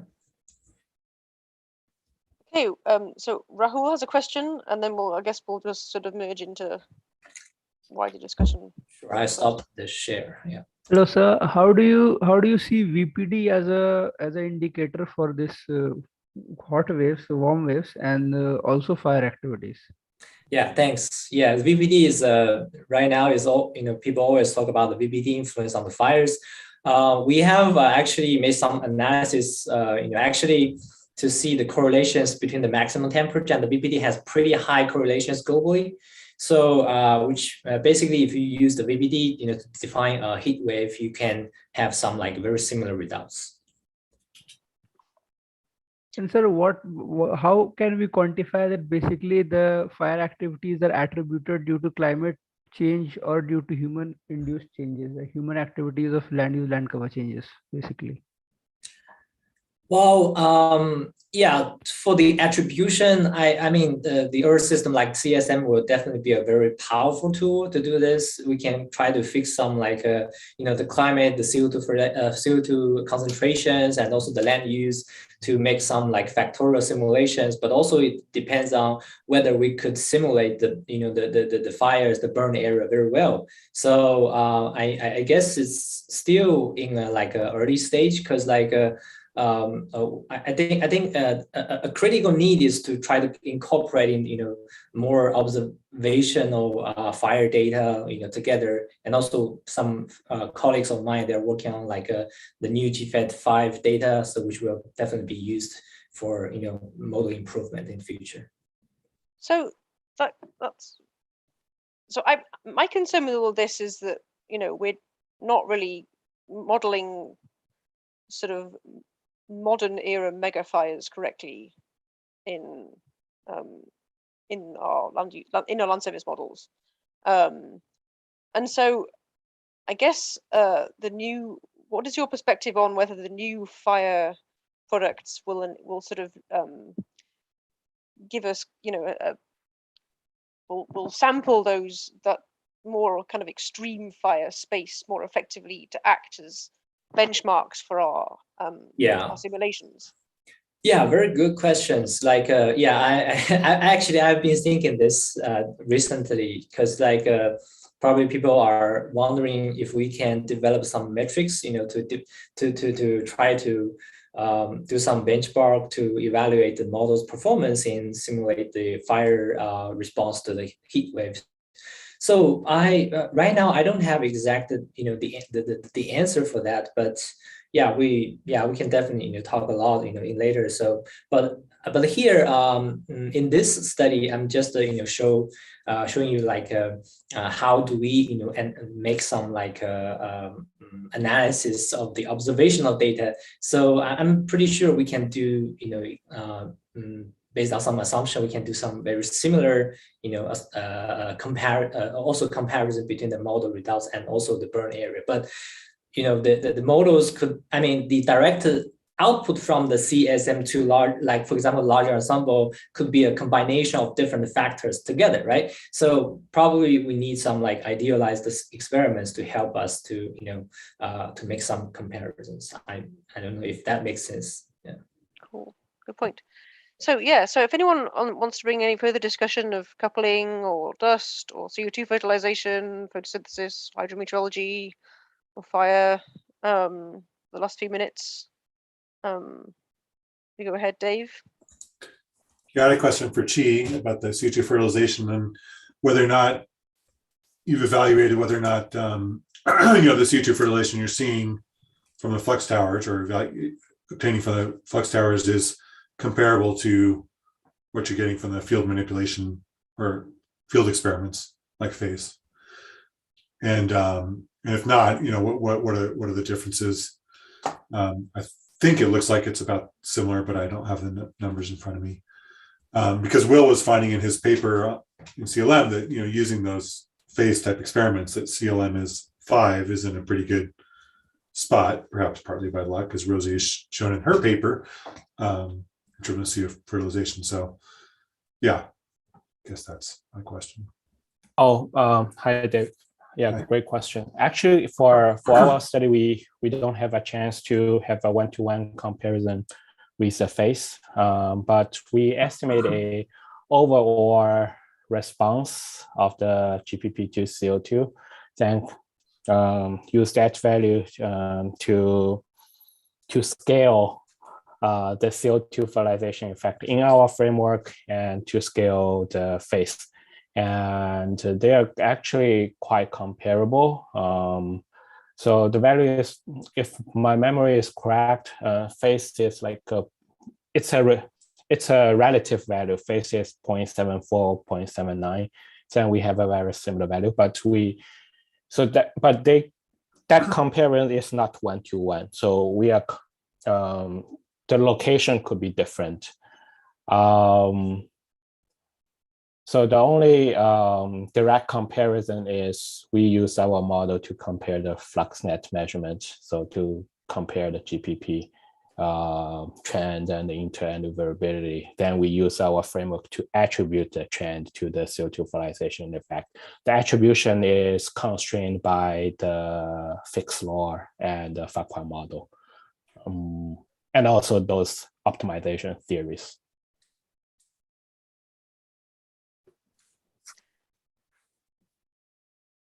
A follow-up to that is when you have your framework and you have the comparison with the CBIT models, one thing we found in CLM that's super important is the kind of amplification of the CO2 fertilization by changing LAI. So CO2 makes GBP go up, GBP makes LAI go up, LAI makes GBP go up, and so on. And that was really for systems where LAI was like non-saturating, that was enormously important. And so my suspicion is that most models suffer from this sort of confusing effect, if you will. So that the effect that you see on GPP in a fully dynamic model with dynamic LAI is not actually the physiological impact of GPP by itself. Yeah. So I guess, yeah, have you thought about that? Like how the output of a CMIP model compares to your model, which I guess is forced with LAI, if I'm right. Yeah, we compared our estimate to the trending models, and CRM is one of the trending models also. Yeah. I agree that LAI can significantly affect the GPP. So we can also see this from some other comparisons. For example, you compare the site level analysis from FluxNet, then for that site, so it's a small scale, you have an LAI, and then you compare to the grid scale, like 0.5 grid. So they actually have very different LAI.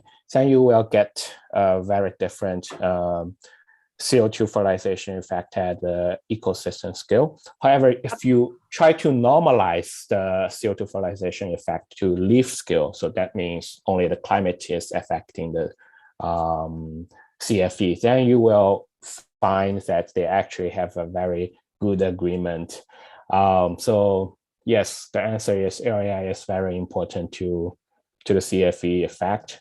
However, if you for the models, the way that the model consider the feedbacks between the CFE and the LAI is kind of different from what we are considering in our framework. So in our framework, we are considering the instant response, and LAI is a forcing, CO2 is a forcing. We do not consider the convoluted feedbacks. Abby notes that, and I agree with her, that the correct comparison with your model is fixed, is what we call satellite phonology runs. So fixing that, you can run CLM, so you fix the LAI input, you fix LAI as an input. So that would be the correct thing to compare to your framework. So we have those. So it would be interesting to compare. Yes, definitely we can compare, and we can also use the output from the CRM model. So we are not only use the GPP output, we can also use the climatic variables from the CRM, then apply to my framework. Then we can estimate a response and to see if the CFE from our EO framework is agree with the CRM estimate. Anyway, I continue to be fascinated by the EO framework in general, but I believe it's time to adjourn for the day. Will, do you want to say a thing? No, just thanks again to all the speakers for great talks and thought-provoking ideas. We'll get together tomorrow at 9 again. And tomorrow our day will be interrupted. If you look at the agenda, the CGD seminar is that long. So it's somewhat rare that the land model and biogeochemistry working groups get interrupted by a talk that's relevant to the land model or biogeochemistry working groups at times, since these are scheduled separately. But Matt's talk looks exciting and is maybe the only ocean biogeochemistry talk we have contributed to, or that we'll get to hear. So I'll encourage people to go to that tomorrow at 11. But otherwise, we'll see you at 9 Mountain tomorrow. Thanks, everybody. Thanks, everyone. Thank you. Thanks, everyone. Bye. Bye. Bye-bye.